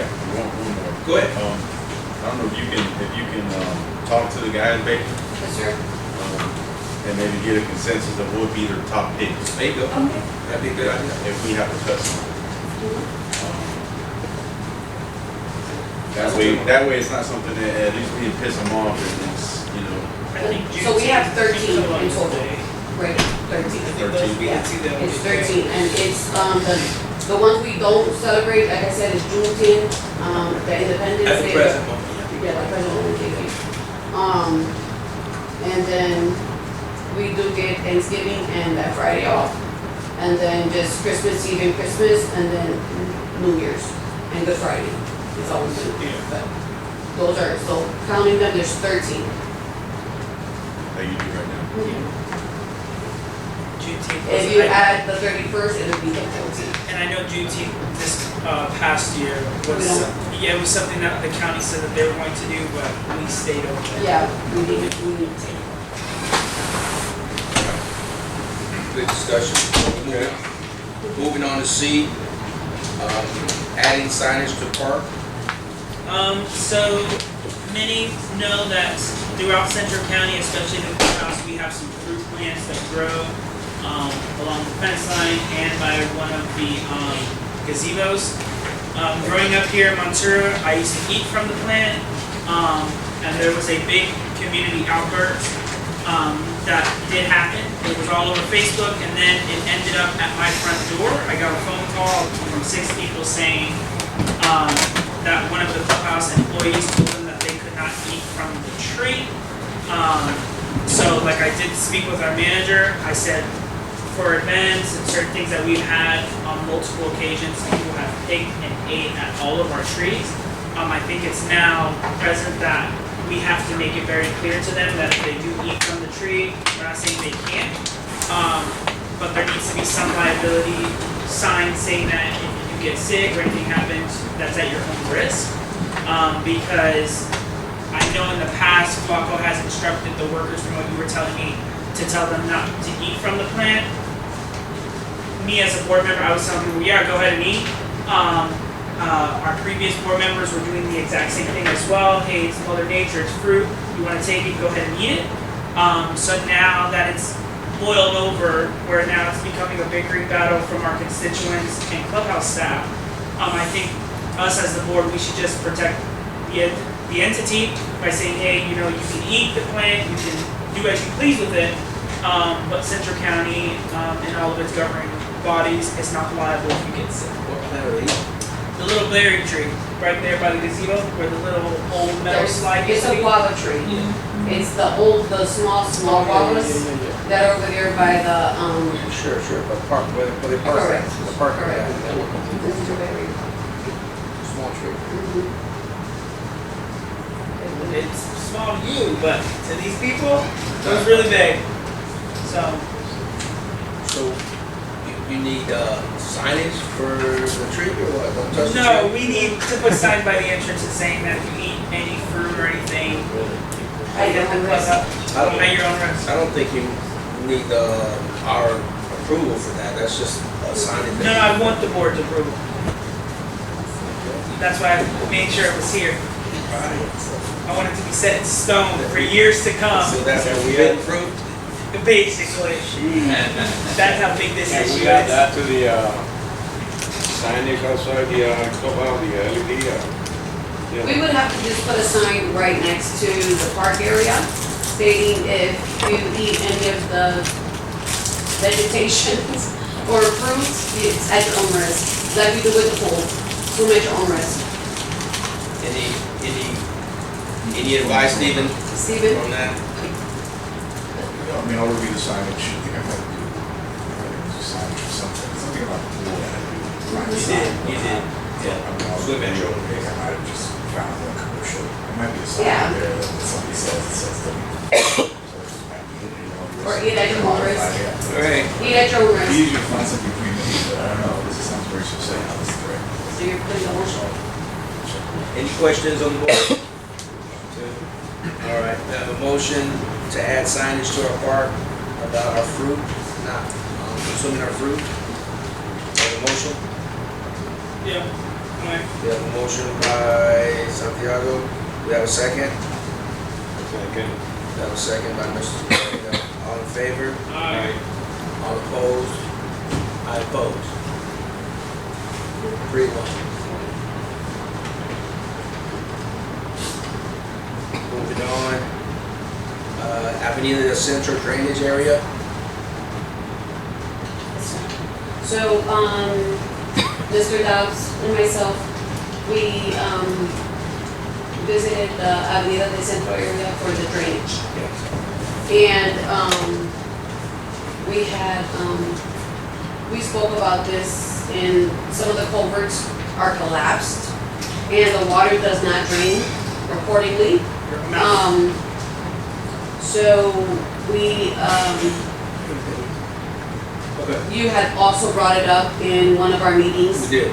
how the water does not, drain behind their used property. It's, if you look at it right now. It's flooded. Correct. So we went out there, we looked at it, yeah. So what we're coming up with is a plan on the maintenance and how the drainage is gonna flow to bring it back to the board. Because we have to do surveys on the properties. Don't disagree with that, and we've done surveys on certain properties, so here's the problem, Stephen, and I hope you have some update from Henry County. Only go through. Yes, sir, because those properties are not gonna convey the water like they're supposed to, because it's gonna stop right there when it hits Avenida del Club. And what's happening, if you look from 833 all the way to Arboleda on that one commercial lot, that whole back is filled, as well as a lot of that Spanish Mexican restaurant out there, La Azteca? Azteca. They have some too, but not as bad as our commercial store, right? If you look behind it, you'll see the water pulled up from 833 all the way to Arboleda in the back. Right.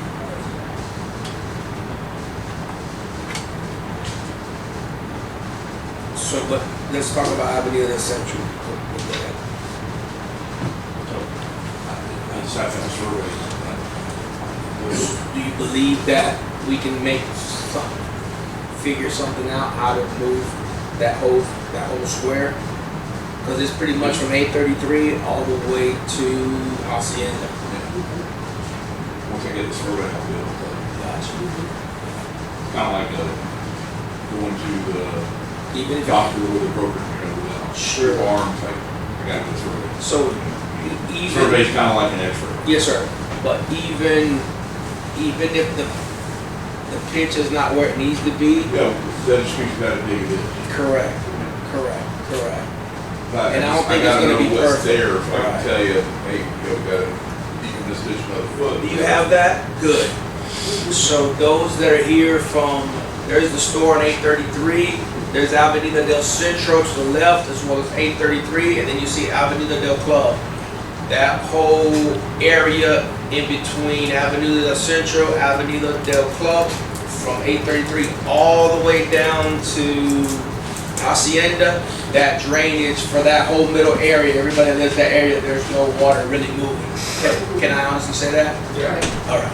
So, and I don't know how people haven't complained, but Say it. okay. Yes. I mean, I drive it, so. Yeah. So we definitely have to figure something out, in that infrastructure. Did it drain at one time? That I do not. So we need to investigate that board, to see it, because I'm pretty sure as we continue to grow, that is our responsibility as well, and we need to figure out how to make that water move. Do you believe, in your best opinion, without any survey work, where you think the water should flow to? Yes. Okay.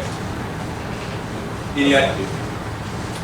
So on this, will you flow north across Avenida del Centro?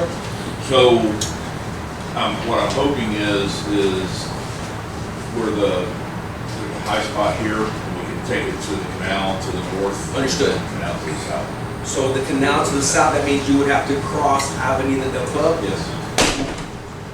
That's so you do that with a bore? Open cut? Open cut. But not all of them? Well, what I'm hoping is what we were talking about, most of the roads in between are dirt. So we would take a culvert and tie the two together on north of Avenida del Club, Yes, sir. and then just have one open cut on one side of the road. So So both sides would get to that side, and we just have one cut on that location. so the only problem I have, board, with the open cut, if it was an old road, I wouldn't have any issue with it. But this road was done not a few years back, but it's still in fairly great shape. That means we're gonna cut it, maybe 2 feet wide, 3 feet wide, whatever, to lay down that infrastructure. I'm assuming RCPs, some type of material like that, Yeah. and then patch it back up. So it's, I mean, they're gonna try to make it look as good as possible, but it's not gonna be pretty. But it will help with the drainage. Don't disagree. Don't disagree. I think the other option is to go Boring to is the gonna be way expensive, correct.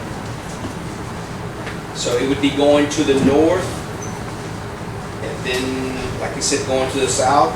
Or another thing that can be done when it's all said and done is we put money aside to overlay that area again. Can we put a speed hump? Yes. Slow them down. Yeah. Good. That would cover it up. Put a speed hump. Welcome to Monterey. Slow down. Hey, because I agree with Mata. If we do cut it, and put that, it's gonna look weird. You're gonna have the patchwork. But if we put a speed hump, it's gonna tell everybody here who's been here for 20-something years, wow, they really want you to slow down down this road, especially at night. Yeah. And if it settles a little, you still got a hump. Right. Yes, sir, you would. It's not a bad idea. You know, I'm gonna tell you, anytime you cut a road and you try to compact it, Yes, sir. You'll never get it back. it's still gonna have different, so. You will. Best contract, I mean, with DOT contract, you go down DOT road. Yeah. So like I say, bring something to us, and then also, Dina, as you know, this is not in our budget, right? So forward in the future, this is something else, a special project or a project that we have to fight over a period of time as well. So that come out of the New Year's budget? And be part of capital outlay for roads or maintenance, come out of the money for the maintenance? I would say if there's money there with board's approval, Or maybe there. halfway through the year, if there's money there, maybe we can, hopefully by then, we'll have an idea, we can get some rough numbers of what it would cost, this, that, and the other. And if there's a possibility, we can do a lot of this work in-house, get it done, but if not, that's something probably we need to push off for another fiscal year. We can, what we were talking about was actually replacing the ones on Avenida de Centro, because it is a dirt road. That would be And we easy. can, that would be, help alleviate some of the water. Yes. And then eventually, when we have the money, we can cross over how we need to. Gotcha. But at least we can do that, and that is part of our swells, because that is, they're collapsed completely. All of them that are on that road. Steven, don't we have legal authority to rip them out as, You do, but you have to be careful about the check code caveats amongst all of No. It's No, No, Yeah, no. it's part of your mandate. That's, those are our Only rules. things you can do is. Yeah, that's our rules. Yeah, and so that's just making sure that there's no cables and stuff running through it, but those are completely collapsed. So that's why the water doesn't move out. Understood. Alright, so if you could, when you get a chance, bring something to us, so we can chew on that for As soon a as I get this survey, Becky, And so, okay, so, E. yes. resurface the road. Yes, so, you guys asked for an inventory of which roads. Mr. Dobbs and myself, we rode around looking at the different paved roads that are, there's quite a few of them that are in bad shape. We were pinpointing Ventura Avenue was one of them. Wait, wait. There was, we were looking from 833 to Hacienda, and the other one was from Quebrada to Cabbage Palm on Ventura. All the same one, Yes. and the other one was from Quebrada Mhm. to Cabbage Palm. And then we have Camino Real from Hacienda to Quebrada, but that was more patchwork to be done and to help. So what I've done is that we had Diaz Asphalt that came out. They were the ones that actually did the paving for us from Hunting Club and for Horse Club. Yes, ma'am. And they've done patchwork before. They've done a lot of maintenance for us back in the past. Yes, ma'am. So, instead of buying the pole patch that I've been spending too much money on, that's not really helping.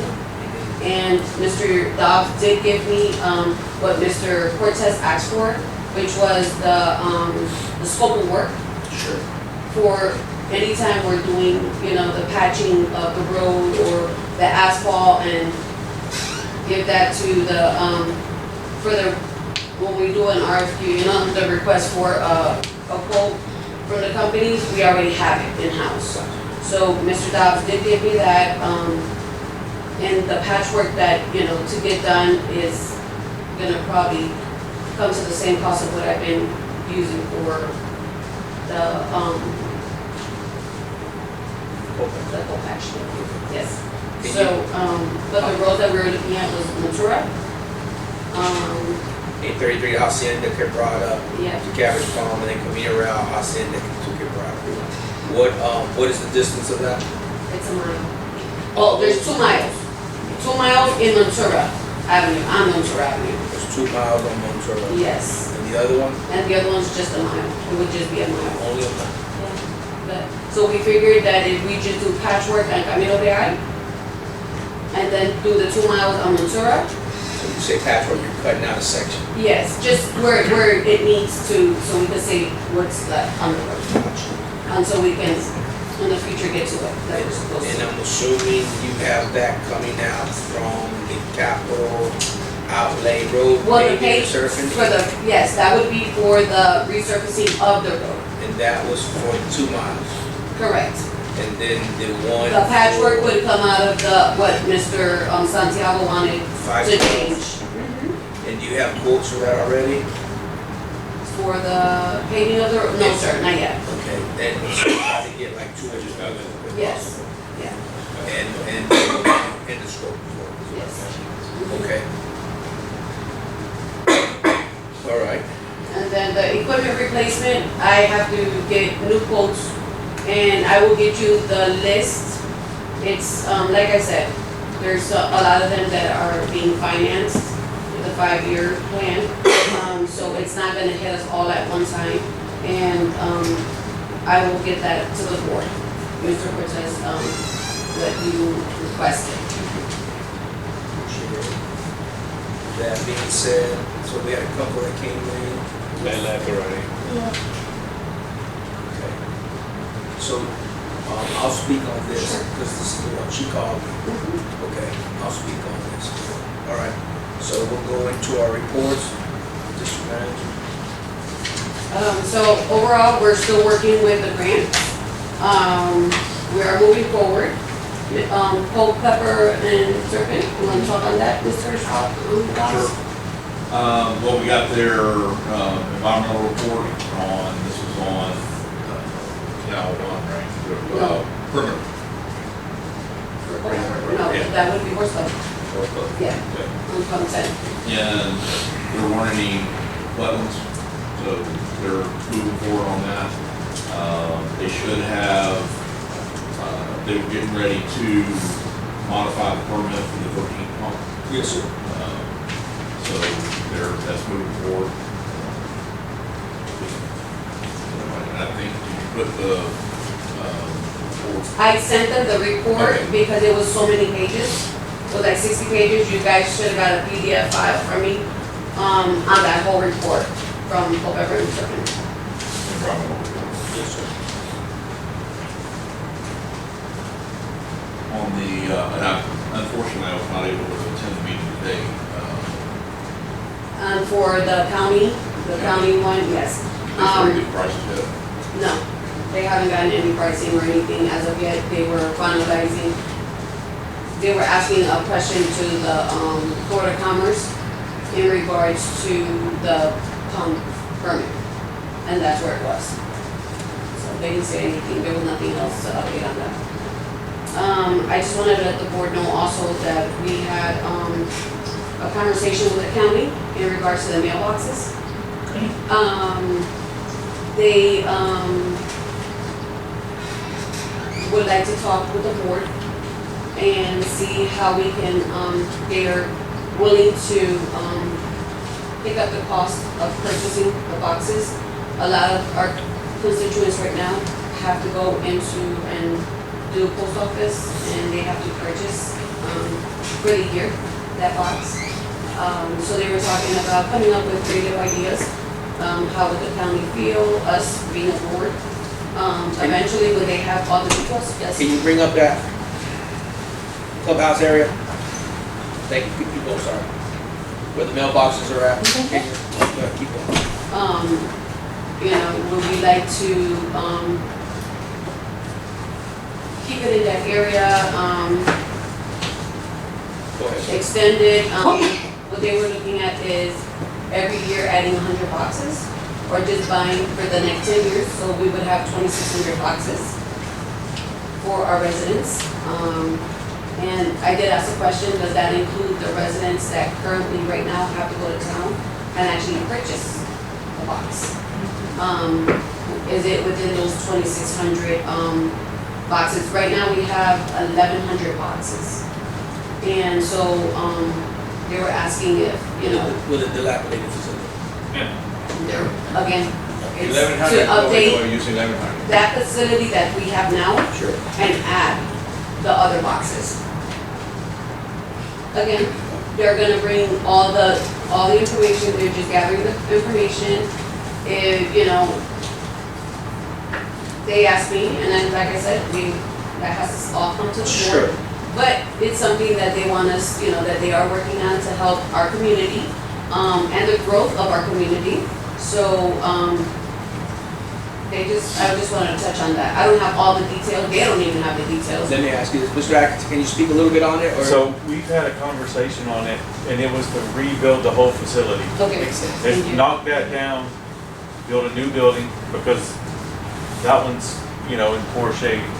So the cost to fix that Yes, sir. is gonna be higher. Of We course. might as well just go ahead and build a new facility. And Go ahead.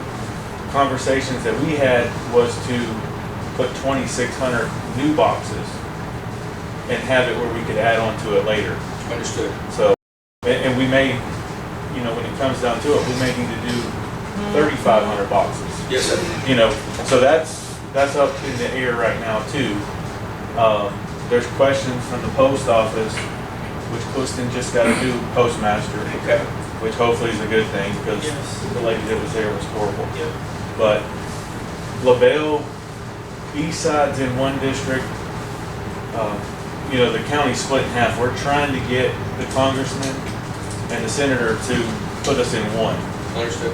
So, Clewiston's out of Miami, Palm Beach. LaBelle's out of Fort Myers. Fort Myers is ran much better, much smaller. You know, Miami District takes care of Miami, and not the little guys. So, let me ask you this, and again, we're not holding you to anything. In the grand scheme of things, because our attorneys and the board have to look over everything, in the grand scheme of things, there's gonna have to be R&R, repair and maintenance, housekeeping, upkeeping. I guess we're gonna have to figure all that out, Stephen, as well, Mr. Romero, figure out all the logistics. And the other thing that I was thinking, just as a resident as well, you see where those 3 vehicles are parked right now? I was thinking, as a resident, as well as a board member, is that if we are to help out, because I'm pretty sure we gotta help out some way, right? Is that we're probably gonna have to give up some of that parking lot to accommodate some of this stuff. Can I- Of course you can. When I actually worked that route with Joanne before she gave it to Anna, that talk was brought up, but the talk about the county getting involved, and then through all the elections it died out. Thank you for bringing it back up. The county is going to help us build it, but I think from the notion when it comes to from the upkeep part of it, I think that's where we have to make that decision and say, do we have the legal right to, as we do, I know we do maintain it now, I think that's gonna be the conversation that we'll have with the county is who's gonna maintain the bill. Well, what I'm thinking also is, we have to have some type of parcel for them to build something on. Oh, of course. So that's not going to, what we have right now has to be,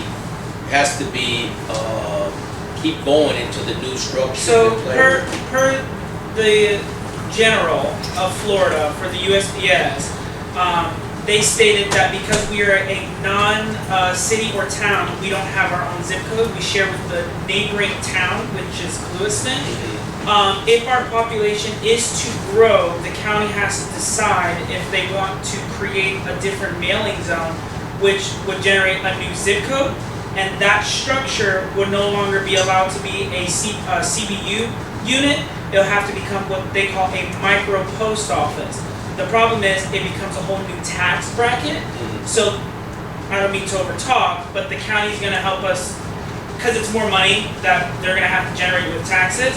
And that's gonna come from us and the county to maintain that for a post carrier and a post supervisor. So the cheaper alternative, and from what I'm hearing, is the county's willing to helping us build a structure. We build the structure built enough for when Montura does say, hey, we're gonna become our own post office and maintain it. The only issue is there's AT&T fiber lines that are probably 15 feet away from there. So if we do want to build a new structure, it can't stay there. It gotta go somewhere else. So my question is, again, I'm not trying to put you on the spot. We're talking about mailboxes, right? CBU units, yeah. Yeah. That's what they plan on buying. We're not talking about somebody staying there full-time, operating like a. It'll be similar to what's here. So it'd be Just similar. newer, It'd better, just be a shell then. more. A shell with the mailboxes around. And the county, the talks that we've had is we have the funds to pay for it. Obviously to recoup our funds, and then create a maintenance fund. either, you know, if it's with y'all or the county does it, somebody's gonna have to maintain the keys. So just like the post office box in Yeah, Lewiston, 'cause you have to go rent that box. right. So how many of these boxes are actually nobody's using, Well, right but now. there's just no control of the Yeah, key? so I have the intel on that. The US Postal Service, majority of their PO boxes are controlled by Montura. And a lot of those units some are vacant, but to lots that people own but never use it there, they go to Lewiston. And majority of the issue for this is because a lot of people receive packages, medicine, and this unit is not sufficed. The issue that the county and we're going to have, because I took this all the way to the Congress with this, it was a written letter, I received 5 letters back. This issue is gonna really boil down to you guys, is because the US Postal Service, any structure that is bigger than that adds more CBU units, they're going to request another additional person to maintain it with them, which is part of their rural route. And the USPS won't sign off on mail being in that structure because that structure right now is grandfathered by the state of Florida. That's why our congressman tried to push it, but he has to get it voted on to having them touch it. So if we do build a new structure, I just want everyone to be in mind, the USPS, the federal government's gonna come back and say, you need to fund it. If not, we're gonna hold all that mail. And they have the legal right to do so. So that was our biggest issue, and I know 2020, I fought that tooth and nail. And it came to the point where if the county's not gonna help us do anything because it's out of our legal jurisdiction, it's gonna stay that way. You know, a lot of our constituents are fighting it now. So if we do build a bigger structure, we all have to work together, as well as Central County with the county, and telling the USPS, hey, we built a new structure, you know, you guys need to deliver the mail to it. They're gonna play nice with you at first until the paperwork starts rolling in where it's like, hey, it's too much for one person to carry. I already know that because I did that route. That's part of the charging for the boxes, obviously, is to recoup the upfront cost, because we've got some estimates, it's gonna be somewhere between $250,000 and $300,000 to Correct. build a facility that size. Yep. So to recoup that money and then generate new revenue, not Sure. to profit the county or Central County, Sure. but to maintain that, if there needs to be another person. The lights, the garbage, you know, the upkeep, day-to-day stuff. So that's gonna have to happen, because any post office facility, you go rent a box, you have to pay a fee. Sure. And then that fee will have to be figured out. You know, is it what Lewiston charges or LaBelle? Is it half of that? Because That's something we just gotta make sure that the yeah, because residents are the taken care only of. issue is that I would have, as being a resident and as well as a board member, is all of our constituents that own land and live here and they have a partial, they have the legal right to a mailbox. When Montura was built, it was built as a development, so that was never thought about. And another thing that the state will throw down to Lewiston, and the reason why they say no is because of how big their district is diluting that and requiring every single partial here to install mailboxes, which a lot of people want, but the post office doesn't have the bandwidth to do it. So they pull their power card and they say, well, we won't deliver mail. So then that's when we come back and say, what do you want us to do?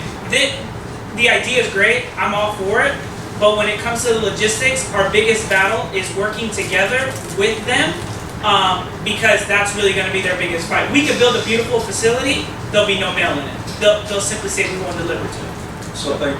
And that's the thing, you know, as part of that funding, you know, obviously, I don't know what a mail carrier salary is, $50,000-$60,000 probably. So maybe that's part of that funding that, you know, we have to pay from that to USPS, you know. It's gonna be a good discussion. So we need to, Yeah, you know, we we do. need to get together and have a conversation first on placement, Right, to figure out where it's gonna go and not there. how big we can do it. If we need to build half now and expand later, we need to make sure where we put it, we can expand it. So that's what I want to bring up to the board. So something of that magnitude, we need to think about logistically where we're going to help put this out. We have St. Team, I think it's 17 acres there, right? Clubhouse. It's pretty much the staple of our community, so it's somewhere. Can you go by the track where the dumpster is? No. by the Caminito Real But entrance? let's, Yeah. for the sake of time, let's let her get back on the report that we done jumped off at the sake of time. Let's go. So just a Central County, we need as a board.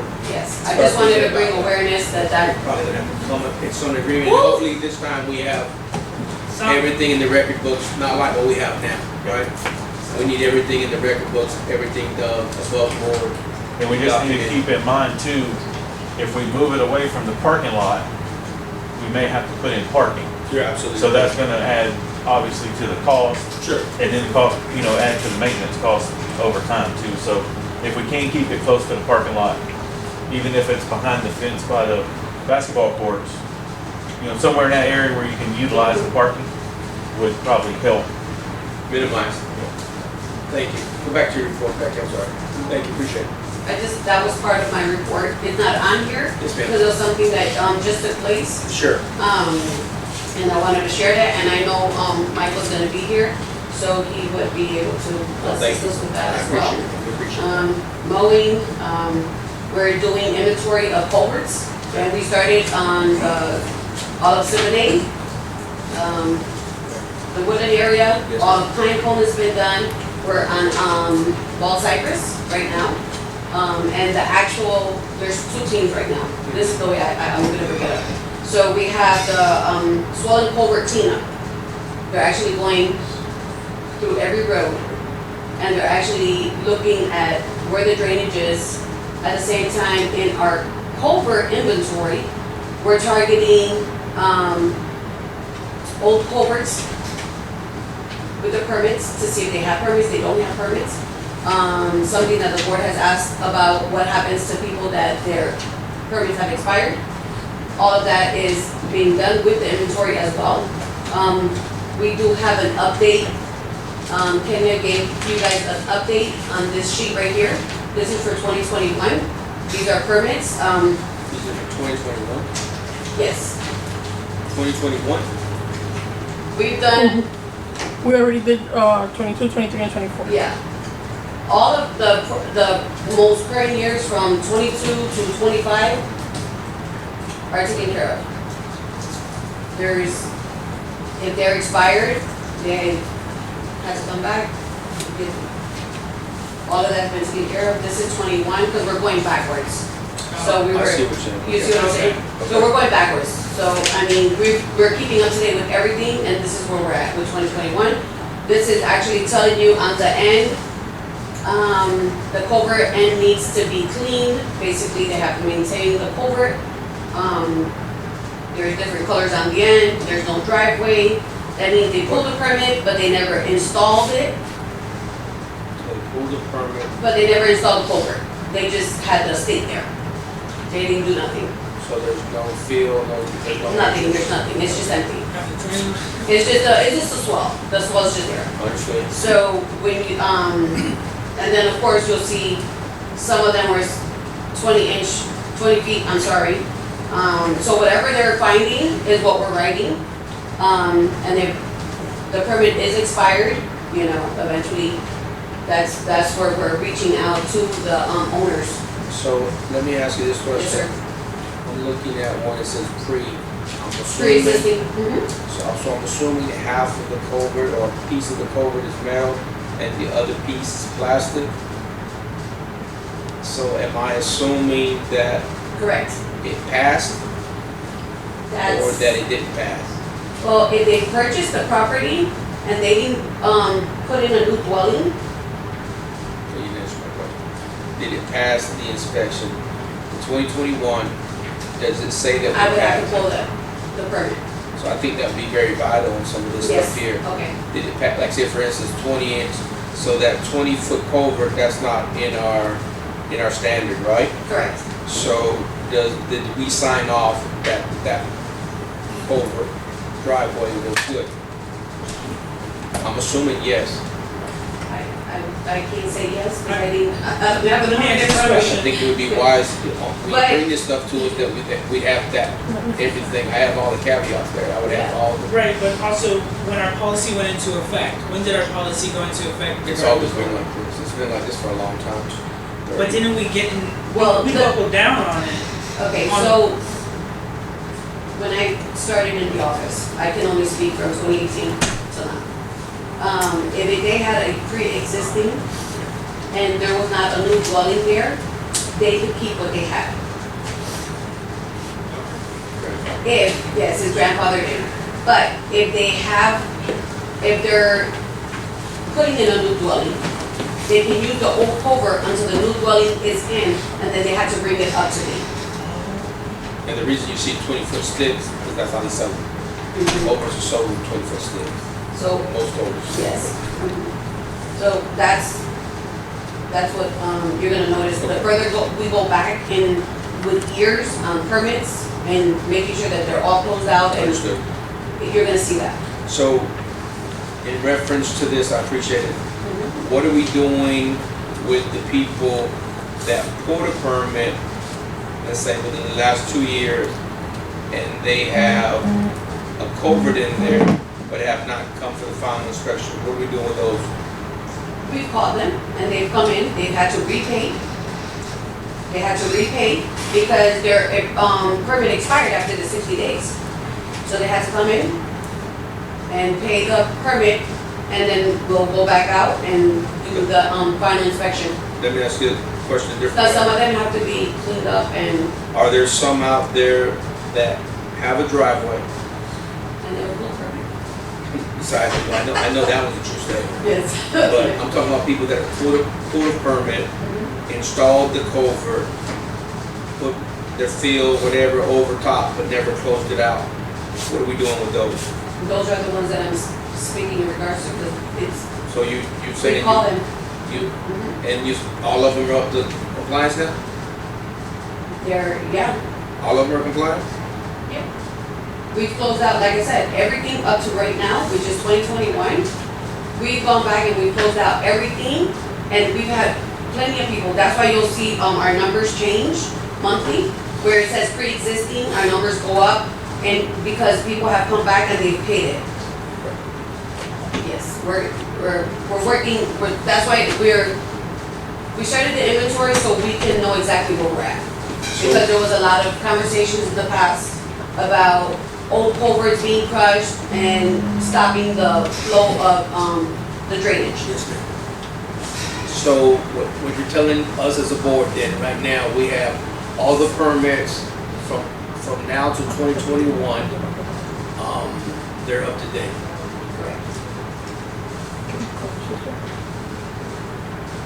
You ready to bet your check on it? So you ready to bet your lunch on it? You want lunch? I can make you lunch. All right, cool. Any questions on the board with that? And if that's so, I appreciate it. That's I do have a question, I'm sure if I can. For sure. Have we looked at a GIS system to implement this onto the app? Thank you, I forgot to mention that. I've been speaking with the GIS. Once again, we're bringing it back up. Mr. Santiago, it was supposed to be on the agenda. Not on the budget. Not Not in the budget. Not in the budget, Dina, you tell me. But it is a service, that it's a yearly service, and it's $7,000. But it's a whole system where, like right now, what we're doing with the inventory of the Yes. culverts, it'll pinpoint it just like that. Yes, ma'am. Each one of you can download the app, and you can see exactly all the information that we're putting in, Absolutely. in our area, and you can see our inventory. Can it be integrated to our app, Central County's app?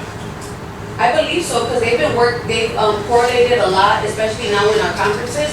They're correlating a lot with the new apps that are, that we have. Okay. So, I'm not gonna say yes 100% because I will ask them, but, it's a system that, for $7,000 for the year, it's not bad. Yeah, 'cause Where I we think, can, because that's the biggest thing right now. There's some other water control districts that when you go onto their website or their app, that deal with roads, you can click the road and it'll tell you red, Yes. green, yellow, blue, and then some are black and they have their own different coding.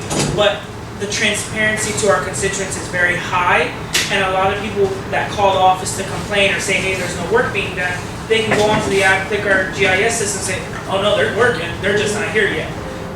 And I think that would be, and I think this data that we have here, a lot of our constituents would like to see.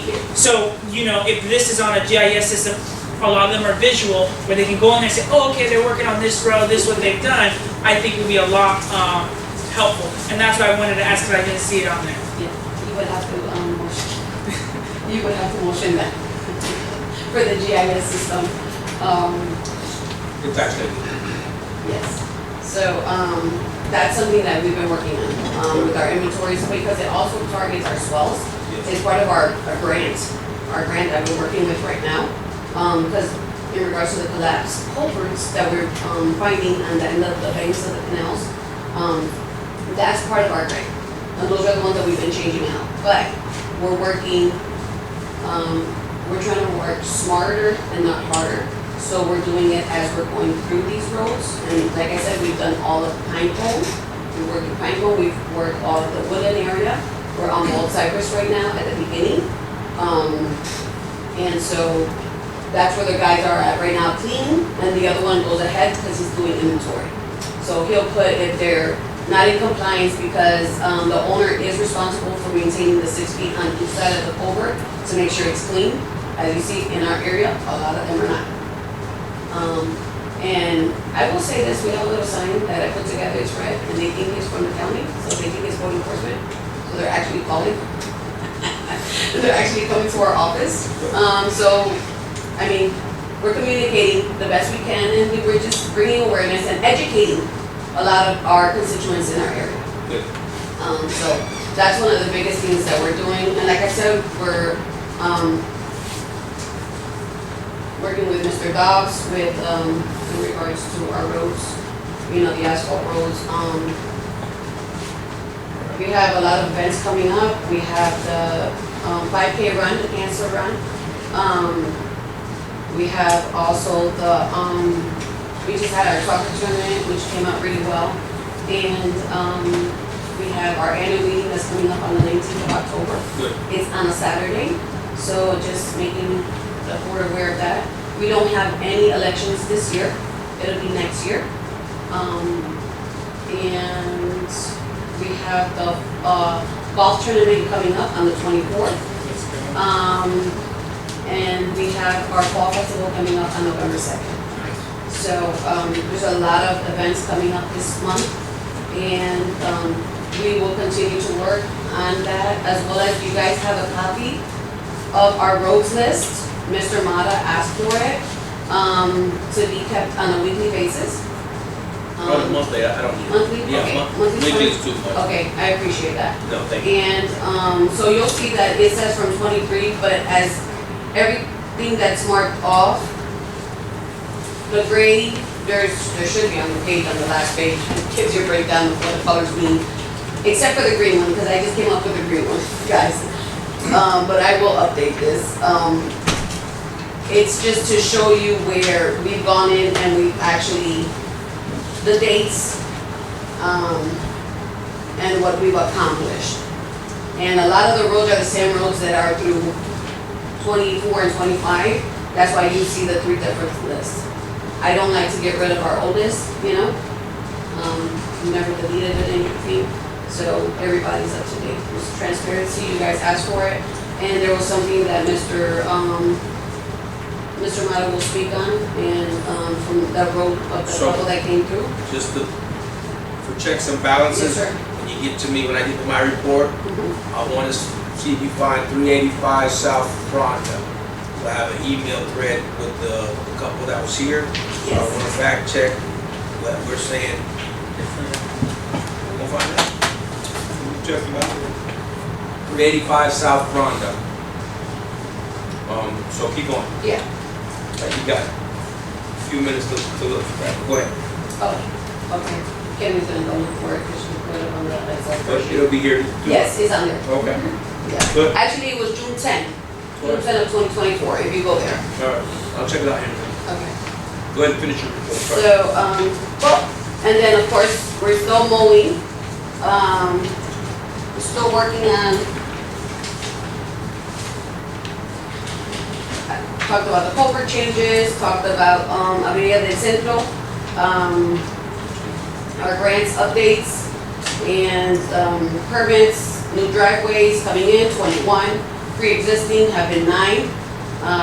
continue to clean up. There's still a lot of trash, being dumped. We've called, Morales with trailers that have been left at the side of the road, vehicles that have been at the end of the road, and you can tell they've been sitting there. I will say we have a pretty good rapport with, Henry County Sheriff's. Good. And anytime they see anybody coming in and out of the reservoir, Mhm. I've gotten phone calls Good. from Mark and AJ, Beautiful. letting me know, these people have been in there. So, I think, it's just moving forward, getting better. Okay. And so, Anybody have, are finished? More for? All right, anybody have any questions for the? Yes, for the patchwork, are we using the equipment that we have for the cold patch, like the cold patch that we got, you can use for in wet and dry. okay, But the last batch I got was really bad. And we go through those bags like crazy. That's why Mr. Dobbs came up with the actual scope of work of how to cut it and do what we're supposed to do right, accordingly. And that just happened last week. Okay, so I have not purchased it, any more cold patch. I sent them the information, I sent them pictures, and I'm just waiting for them to do the reverse. okay. Okay, never mind, I'll follow up then. Yes, sir. Anybody else have any, questions? Yeah, I do. Yes, yes, sir. Is there any way you go around and spray around the stop sign, correct, so the cars won't come coming out the road? The grass. The stop sign, or the tree signs? Yes. We spray them and they cut them. Okay. Is there any way, at the same time they're doing that, clean out all the signs, all the poles, is around? They do, they spray them with, they have a pump. Yeah, they spray them and wash them down. But what I mean is, all the signs are posted on the pole for sale, satellite, or. Oh, those signs, okay, I Can got we you. clean those poles, because it looks ugly? You're talking about, yeah, the ones they place on our stop sign. No, he's talking about Everywhere. like if you I go, Oh, no, that's not ours. That's not ours, so I can't touch anything that's not ours. If it's on our physical swell that belongs to us, is one thing, but if it's somebody's property, we can't touch So it. like when you come to the entrance of Montour from the flagpole, That's on somebody's property, yeah, that's not. that's not That's us. Well, Why not? no, well, Why not? let me What's- correct that statement. If they're on any of our streetlight poles that we pay for, we have legal authority to take down those signs that he's talking about. Again, if you're coming down Flagpole, Woodland is Not a not. flagpole, when you turn right, when you go to the end, right where Isn't that the, Woodland? No, Woodland. That's Woodland. Oh, yeah, we don't own That's that, not that's the ours. county's. no? That's No, the county. But do we pay that light right there at that corner? We don't do nothing there.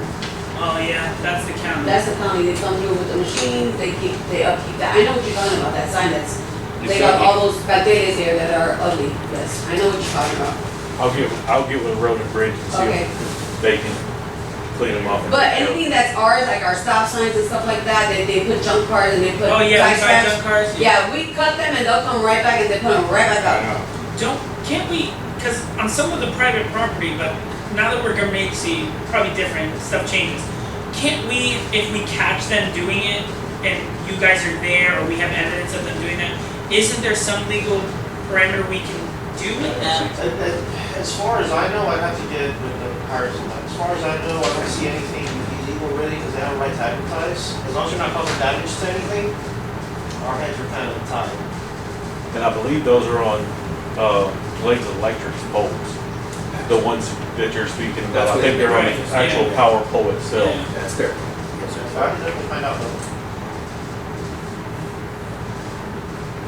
Yeah, because it is, And one year we pulled even the, real estate signs and one of them got mad at us because they were advertising and the guys, it was Pedro when he was still with us. We had to put it back because, again, they have the right for that sign. It was like the election signs too that went missing, right? We're not gonna talk about that? You got no proof, man, you got no proof. Okay. I have one, so the last couple meetings, I think I asked for shell rock quotes, to get shell rock quotes, but I know, looking at our budget, we have quite a bit of money that we spend on shell rock. Yes, So sir. have we gotten more quotes from people in our area? I have not gotten them, sir. I've gotten only one from, Ridgedale, and I haven't gotten any more, just. So again, I was at that Dollar General, there's a rock pit back there, I don't know if it's a rock pit or a sand pit or something like that, but I seen, at least when I was there, I seen at least a good 5 to 10 trucks coming in and out, so I know they're getting filled. There's a few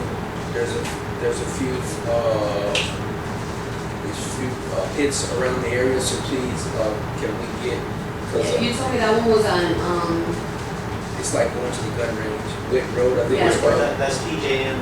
PJM? Yeah. Do you guys need a driver to bring dirt? We just, so, free of charge. Well, the best thing for us is I get it free of charge, but I might be able to get you guys a decent deal. There's somebody that lives in Pioneer. Yeah, the best thing for us is we need to have our checks and balances, and we need to say, hey, by the way, this amount of fuel costs this much. If there's a private guy that can, meet that, we're helping our budget. Are you doing, Okay, appreciate it. are you doing DOT shell for the rock It is. roads, or are you just They getting shell? They say it is. They, Have you tested it? We haven't done a test this year. Oh, cause haven't- I came one time with Jose, and Jose can contest for this. It wasn't in. They were just throwing whatever in there and wetting it. And before Jose caught it, I called Mark and told him come pick up this load. but I don't know if it has But- to be DOT certified. Well, the board asked for it. I remember, I made the motion. They'll make you say whatever you want. Oh, right, but it needs to be tested. But Well, that's just the difference, there's a difference in the price if it's There is, actual right. DOT or if you're just using shell Right. rock, so. I agree with you. And there is a difference in the size Yes. also. Inch and a half minus, and you have these other sizes. Yes. Can you reach out to Site One? They do a lot of that as well. I buy a lot of material from them up there. I did ask them what's the furthest they service. They said they go all the way to Miami-Dade County, so that's passing us. They're probably gonna give us a fuel charge, but I did ask them if there's some agreement that if you purchase a certain amount of loads is the offset. They said that they could deal with that as well. They're called Site One. So the other thing is, as board member Santiago says, there's a ton of people that have trucks in Monterey. So we should be able to bring quite a bit of loads into our neighborhood, right, at a decent price. Your other Please option, make sure everything's registered. Absolutely, all of them are in Monterey. You told me. Absolutely. Which vehicle is not registered? We've had a guy running all through Evercan and everything on the type that's been expired since like January, so, yeah. the other option, you can contact like a broker that might be coming to Ortona or something to get sand. Yes, sir. They could bring it from Miami. Yes. They're not empty, it might be cheaper. They bring it up here and then they get them some sand and take back, so. Actually, I seen one on the way to Orlando last weekend. I seen one right before Glades County. There was a new one on the right-hand side. I was like, wow, I didn't even know that existed. I don't know if it's a sand mine. That's all sand. That's all sand, okay. Okay. So I was surprised. I was like, wow, it went up pretty fast. So, so there's some operations going on. I see trucks all over these roads. So if we can do something about getting quotes, Becky, not just on that, on anything that we do. Right. Because everything's at a premium right now. If we can just make sure that we can, I know the board's been asking about that, just to go with one quote. Other than that, I'm good with the report. Moving on, stops. Gone over a lot of stuff already. We did review and approve 7 electric permits. This is, just based with the 2 grant writers, in county. Yes, sir. In ours. This is folders that I told you the last meeting, but we didn't have it in my write about the 12 pump water management district permit was approved. Sure. And I am still waiting to hear back from Shane Parker.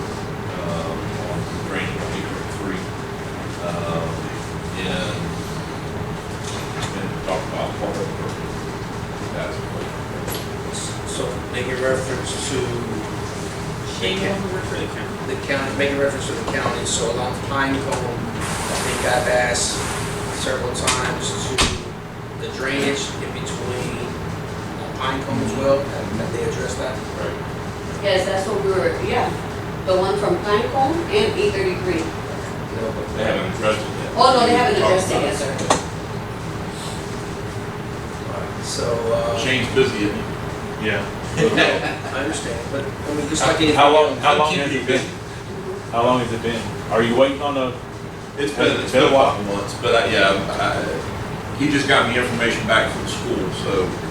So, let's do this. Can you send them an email, CC, Becky, CC myself? Because we gotta start putting. Yep. I'm not trying to be a hard butt, but we have to start. Yeah. What's reasonable? and if you can CC me, Okay. you can use vocc5@henryfla.net. That's the easy one. And then I can make sure I can stay followed up with it as well. Then, oh, shoot. Becky, I'll get on my report, I'll got something that's for you. Anything else? That was it. Stuff? Anybody else have any questions for the engineer? Thank you. I do. Go ahead. No, Go ahead. So I know that the board had asked for a plan for the clubhouse, like a 5-year plan. Yes. Have you started that? And do you know? No. We have a proposal. There was a proposal given and we did not agree. You guys Was I did not present? vote on it. It was, because we were talking about phasing it out Correct. and it was Because the gonna be reason- $15,000 to get it started and the board did not, vote on it. But yes, we did, we had them come out. Bring it back next month. Okay. Yes, please. Okay. So you have to update it now. Now it's not 15, now it's 25. No, because I reached out to some local businesses, and they said that they'd be willing to donating $1,000 to putting up a banner. But it has to be pre-approved by the board around the clubhouse, for the 5-year plan, to help us pave the way to start this. So I wanted to know the ballpark picture of where we were, because the last time I spoke, I was close. I said 10, but I was 5 off, so I wanted the exact number, because we have a lot of feedback that something happened. Appreciate it. Anything else from the board? Any questions for the engineer? All right, moving on, we're going to our treasury report. Dina, you got the floor. We went over the budget stuff, you can approve that. If you look at financials, the page where it's budget versus actual year to date is probably the best one to look at.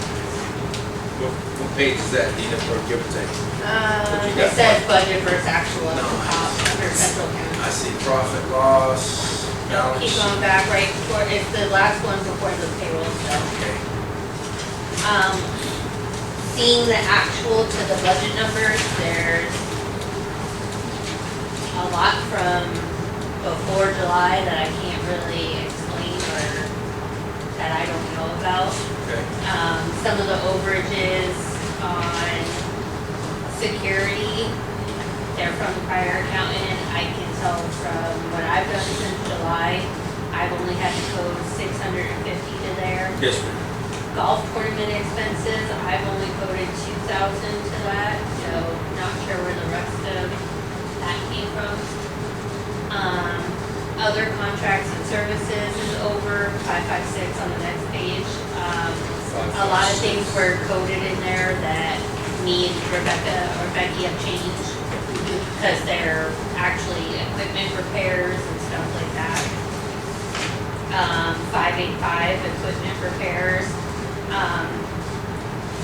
A lot of it is the fire accountant. I've coded 18K to HDPE double wall, another 7K to a ditching bucket. Repairs at the clubhouse, that one is over as well. I've only coded 11,000, 4,000 of it, which was a pool motor, the rest are kind of chemicals. Grant management, 825. that extra 20,000, I would assume is what I just quoted for Culpeper. They were a $20,000 invoice. Gotcha. Those are the ones I was looking at to kind of give you answers as to why things were over, but a lot of it is from before July 1st. So I don't have a lot of answers. I have a question for you. So before John Boyd left, he was tasked with looking at different banks that would give us a bigger turnaround on our savings, and as well as us being a government agency and working closely with them. I know we've been with First Bank for a long time, but they haven't provided us any incentive on that. So I know that with Florida Association of Special Districts, what's the name of that bank? There was two. That one. Yeah, Synchrony, there's one in Lavelle. That they are part of the Yeah, they're part of our association. association. To see about moving, with the board's approval though, getting a quote from them, if we were to move that money there, what would be our, percentage? To get some kind of turnaround on money that's sitting there. That's the one from US Century. That's the one that we have set aside. We already moved that one? Yeah, that's US Century. First Bank is a regular day. Checking account? Yeah. Okay. And my second thing was, we had a big, emergency that happened. Thank God it was fixed and caught where money was released. So, See, I'm about the 1,500. yeah. So I'm a little iffy about that bank. So I just wanted to see if you can reach out to them and give us some numbers about. Have you guys voted in, or I don't really know the process of how it would go, for Becky to finally have access to everything? And if so, can it also be voted on that I have access to these bank accounts so that I can get statements and see stuff in real time? As our treasurer, Because right now I should. have no access to banks or anything like that. Oh, they. Okay, Yeah, I think the board, exactly. yeah, I think the board's gonna end up giving you that, cause I know John Boyd did have access to that. And you should have access to that as our treasurer.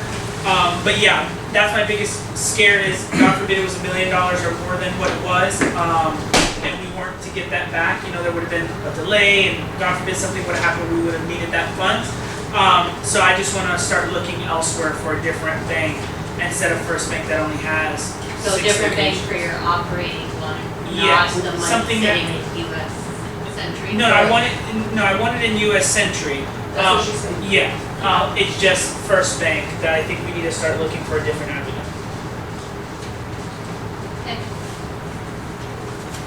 And then can we add on to the agenda for next meeting to giving her access, because as our treasurer, she should have access to that?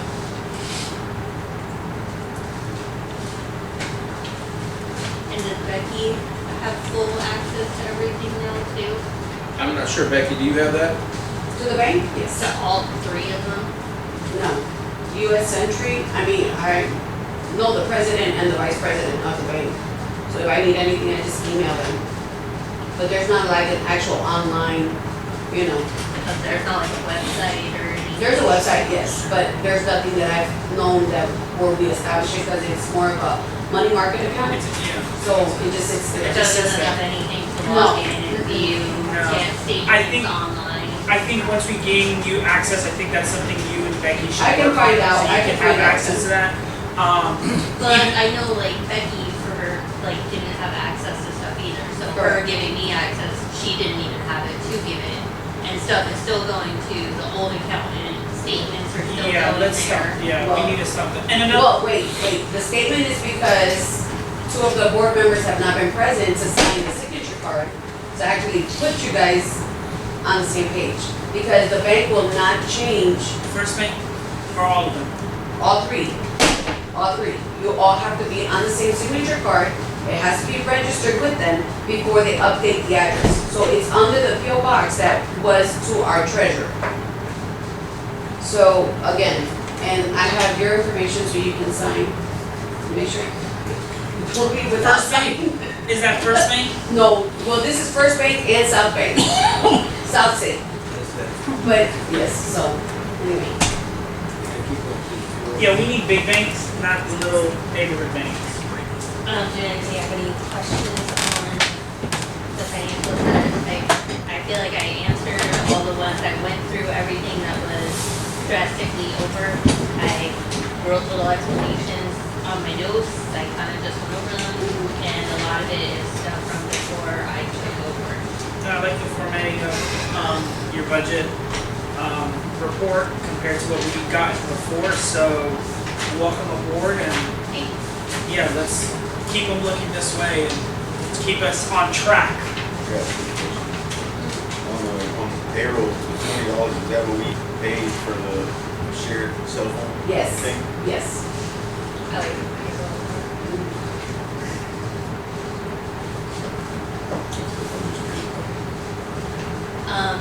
the payroll report, the last one, Mr. Mata, it has the hours, is this what you were looking for? I was looking at it just briefly, but I think it was something similar to what we had last time. Let me see. Yeah, I think last time I showed this report to you on my laptop. Yes, ma'am. I seen something like that. I briefed it. Is there a way to break down the overtime hours? I would also need access to ADP. Get full report for the, As much as it's been raining. No, I would like No, to see I'm on talking the. over here. Because what I've been doing is writing comments inside. Like if they're running pumps, you'll see the comment in there that says running pumps. So when I print out their time card, The way it came out on the report is just a total for everything? So Yeah. it's not like regular time and overtime? That's what I'm asking. Like, what I printed them is what you send me, and then I break it down by week. So he's asking on this one that you send me the totals, if there was a way to do that. oh, yeah, that's directly from ADP and it puts it in an Excel spreadsheet for her. So, There's one thing missing, I do not see rate. I don't have that. They could get that's a that. separate report. I need that. I don't know about the other guys, but I need that. I need rate. Every meeting, I need some rate. And you can see the overtime if you get access to ADP? Yeah, I feel it Break it up? I report.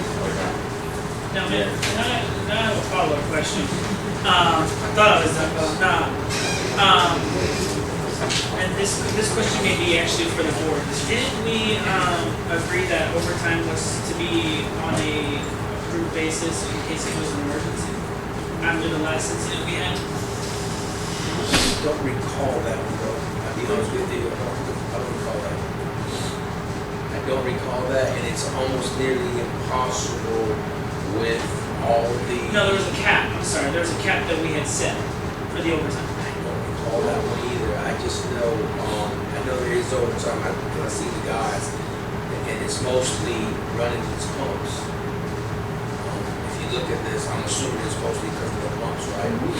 And the only time you're gonna see something different is when we have a major event, that we're all there.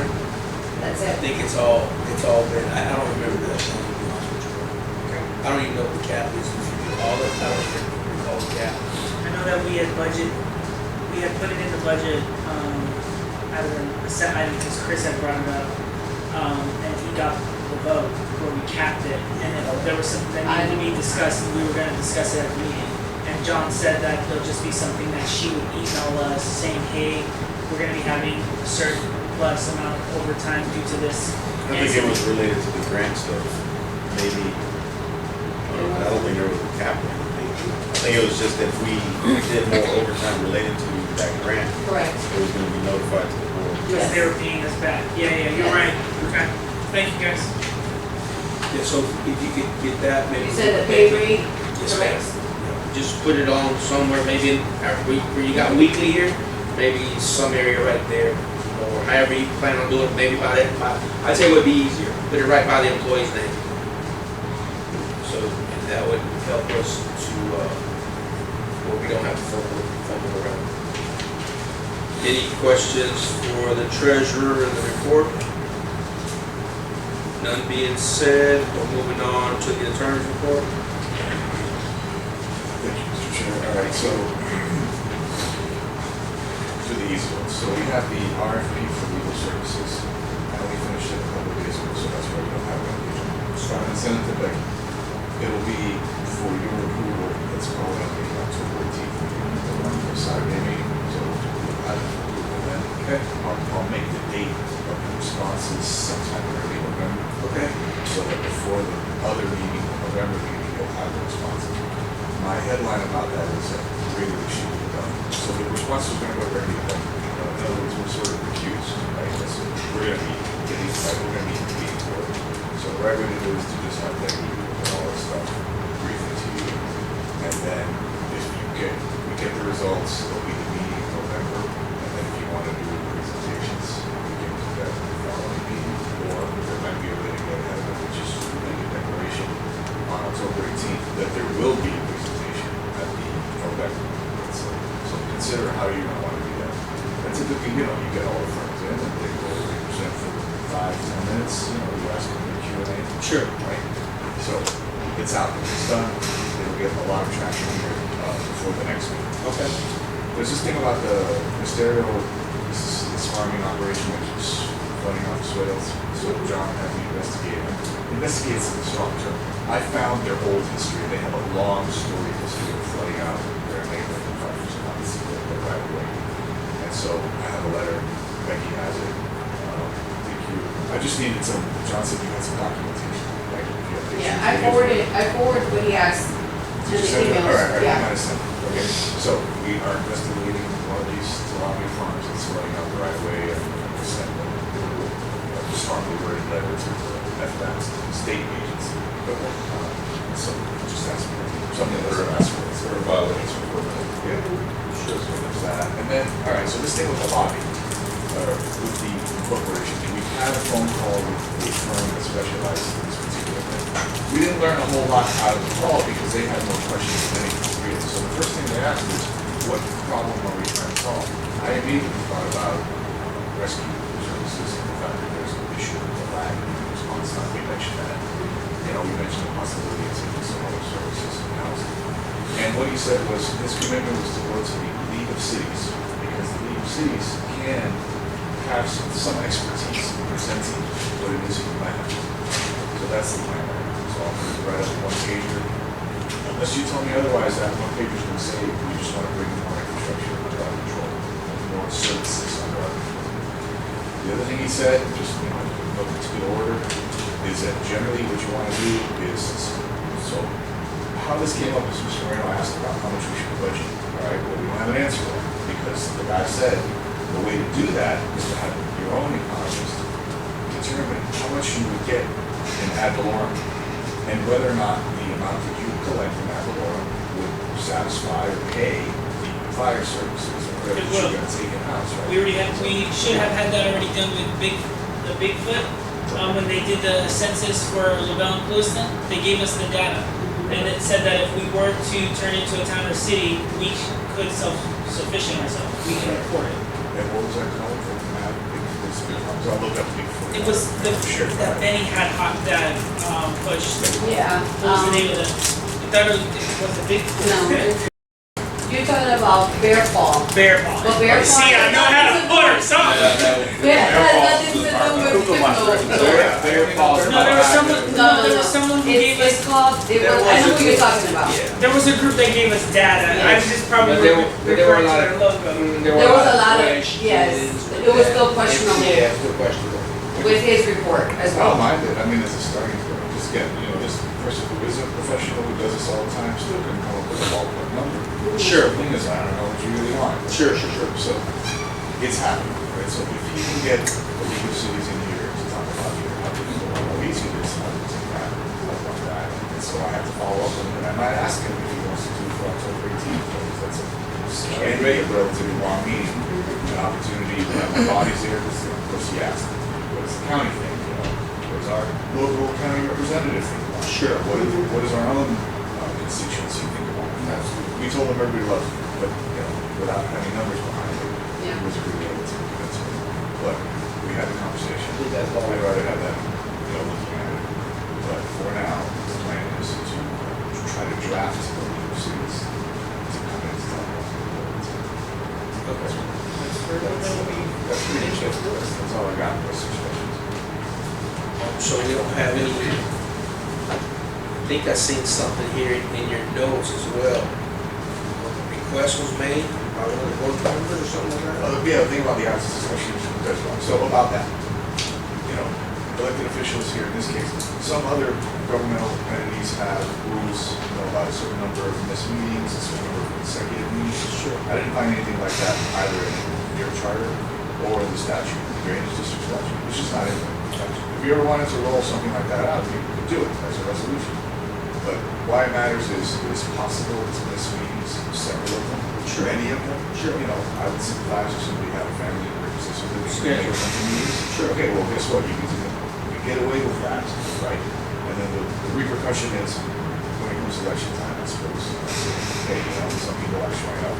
So that's right now the only incentive, which is incentive, is that people fail to show up and govern, maybe the people who are like to notice that, they don't like it. But in terms of being able to reject somebody or, hey, you know, suspend them, it's not really, you know. So this is what I asked about, is there any risk of this means, you know, board meetings, budget meetings? Well, no, it's not really. Without a doubt, it's that high. There's another thing, somebody asked, this thing about grants, right, so last meeting, okay, so John shut that down. There was somewhat technical question about whether or not you could get an advance or a carve out of the existing grant funds that are available. I forgot what the purpose was. So what it is, so I'm gonna ask you, so here's the problem, is to do, so we got approved for a $4 million grant, right? So this $4 million grant, we're gonna either have to have it somewhere set aside to continue this work. So the thing was to try to get what was the better name for it? Like a line of credit. So because if not, like say for instance, let's say for instance they do this part of the job. Now it's gonna take, God knows how long for them to get that money to keep going. Because what we're trying to do is to keep this project moving on. And as we get this line of credit, we move in slowly but surely. And then hopefully we're recouping from whatever entity we're getting the grant. So the answer is we can't answer that. So actually, that you can get the grant. Okay. So that's what it is. So yeah, I tried to explain this to John. I just said, you know, like, hey, we got to talk about this. Just about that really goes to the grant coordinator. That little detail as to whether, you know, the grant coordinator might say, yeah, you're a special district, you can obtain financing, you can take out a loan or whatever. But then whether or not the payments, the grant payments will be timely, you know, for your service, the loan, right, or the line of credit. Sure. Those are unfortunately not questions. Okay. So now, I understand the question better. One. Sometimes with certain agencies, they will, if you prove that you got a hardship and you don't have the funds, they'll front some of those funds ahead of time. So I don't know what department that grants through. Yes. But that's an option. You can look at that.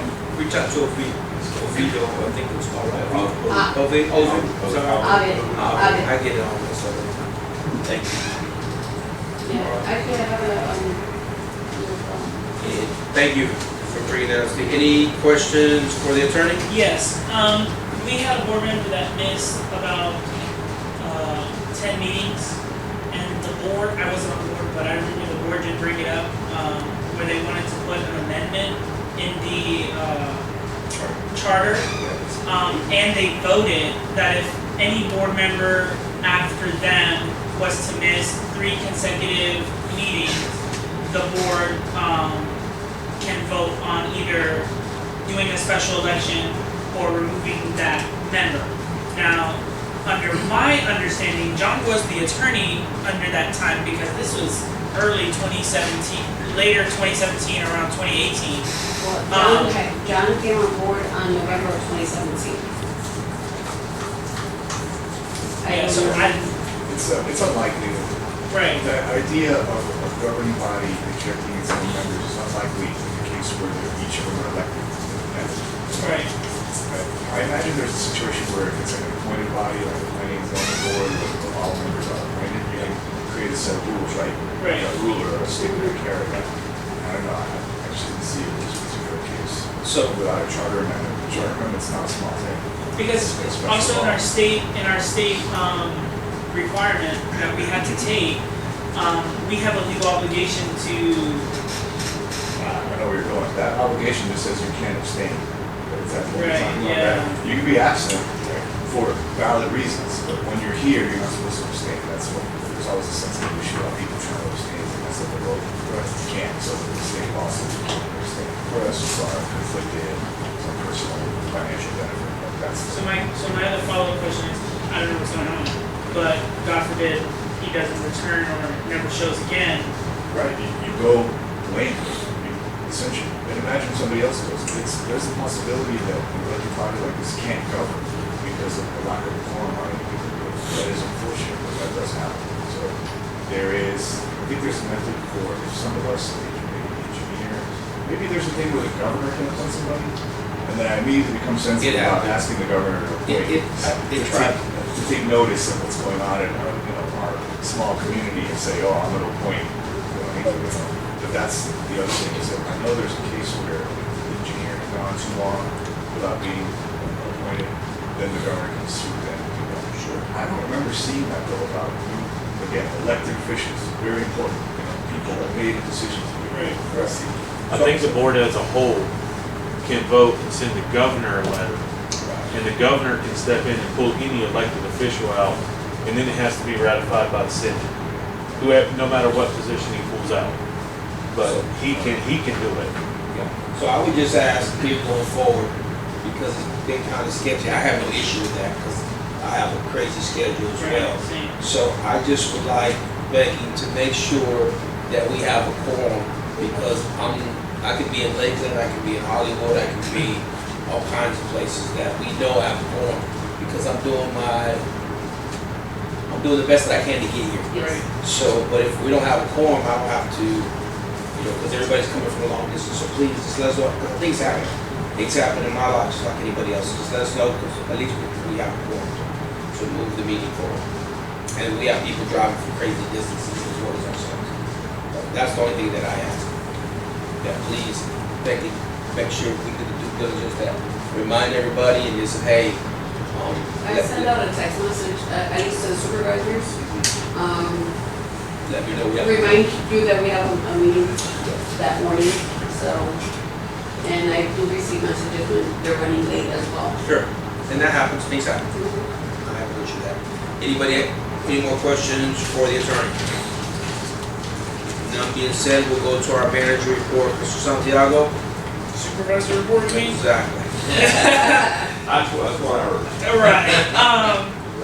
I just want to say it has been what a year. But no, we do have our October run. I do encourage our board members to show up. Spread the word. It's for a great cause, to show awareness to those that we lost of cancer. We do it on October, which is for breast cancer, but I do it for all different types of cancer.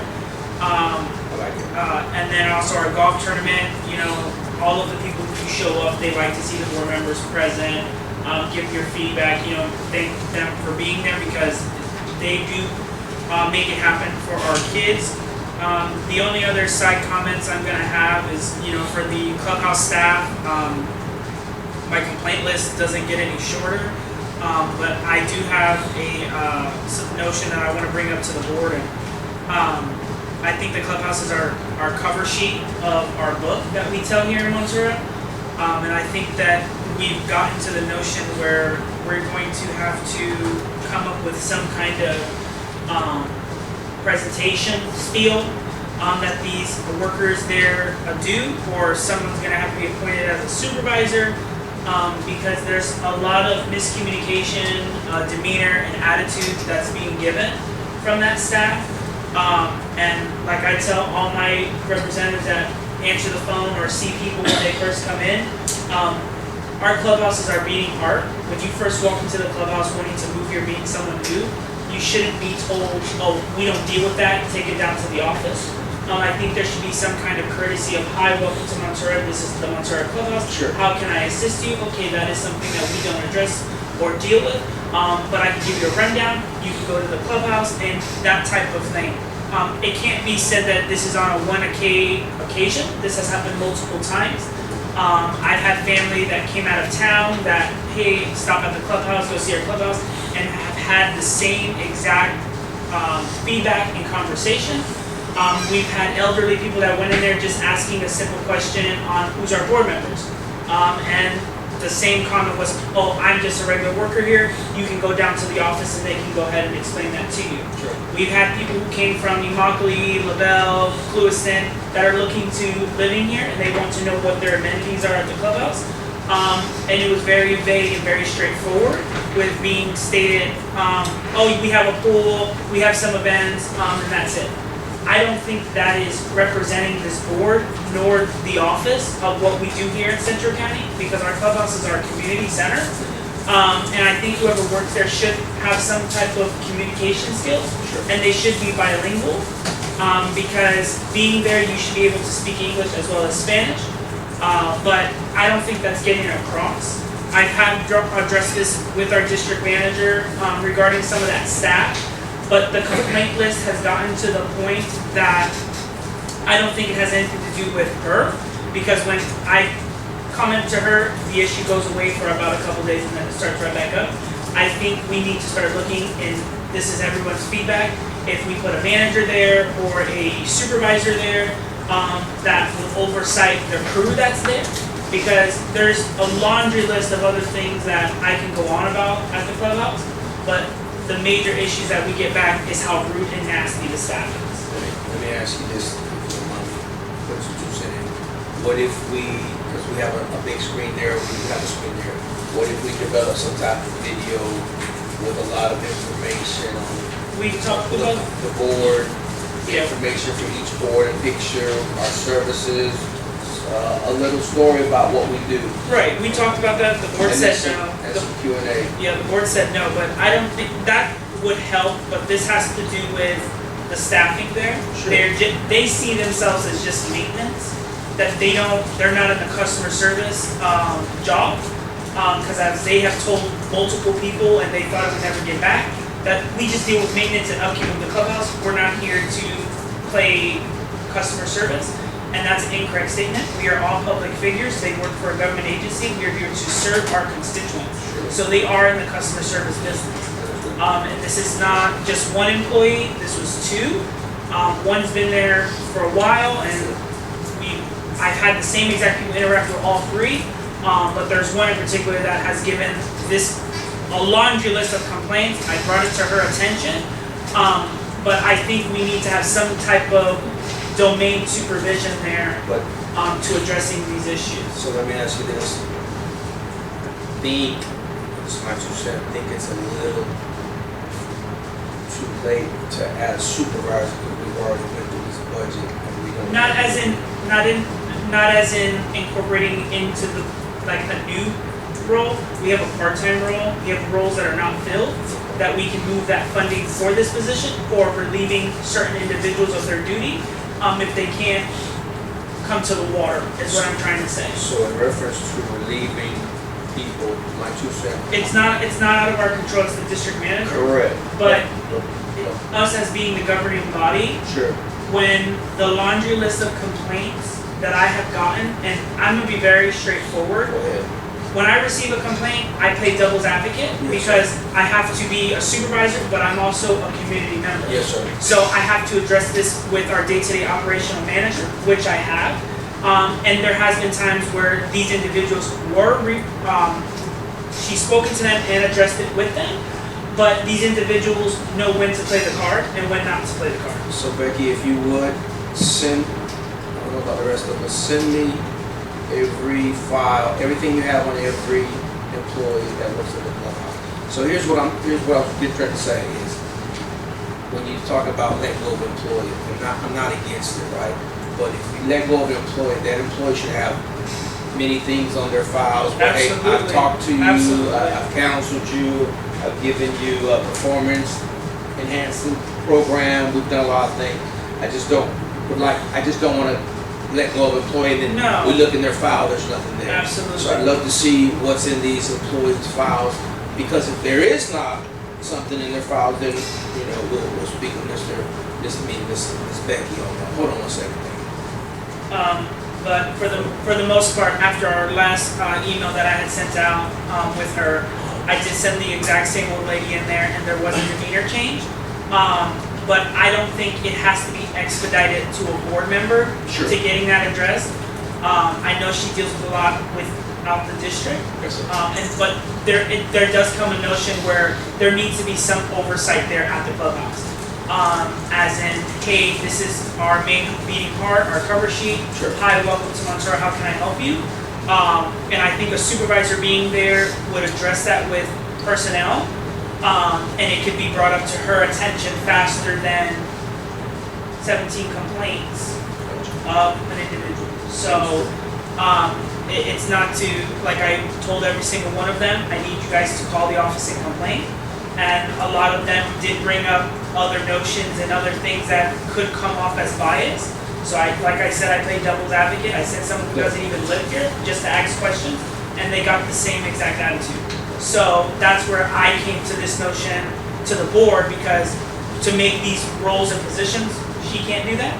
So that's why I'm asking we reuse some of these funds to a supervisor position at the clubhouse to addressing the cattle and rounding them up. But besides that, I have nothing else. Anybody on the board want to discuss that or have 2 cents on that? I do. Go ahead. We have a assistant district manager, correct, position open? We don't, We don't have, no. we don't have it filled. We don't, Correct. I don't even know if there's a position there, Rita. Is there a position there? Where for district manager? Assistant. No, assistant. That's basically my old position. We don't have it on there. So we should have that added to the budget, number one.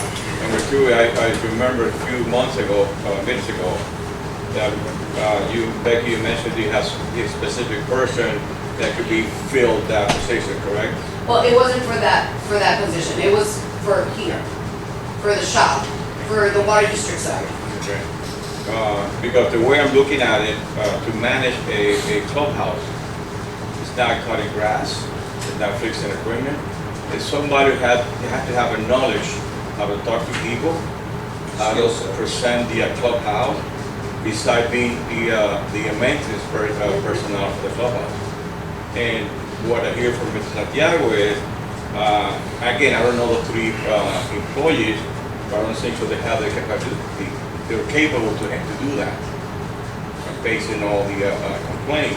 So we need to get out of the group, find out who can be that person, okay, and put in the clubhouse. Otherwise, we need to hire somebody. Because it's just look bad on us.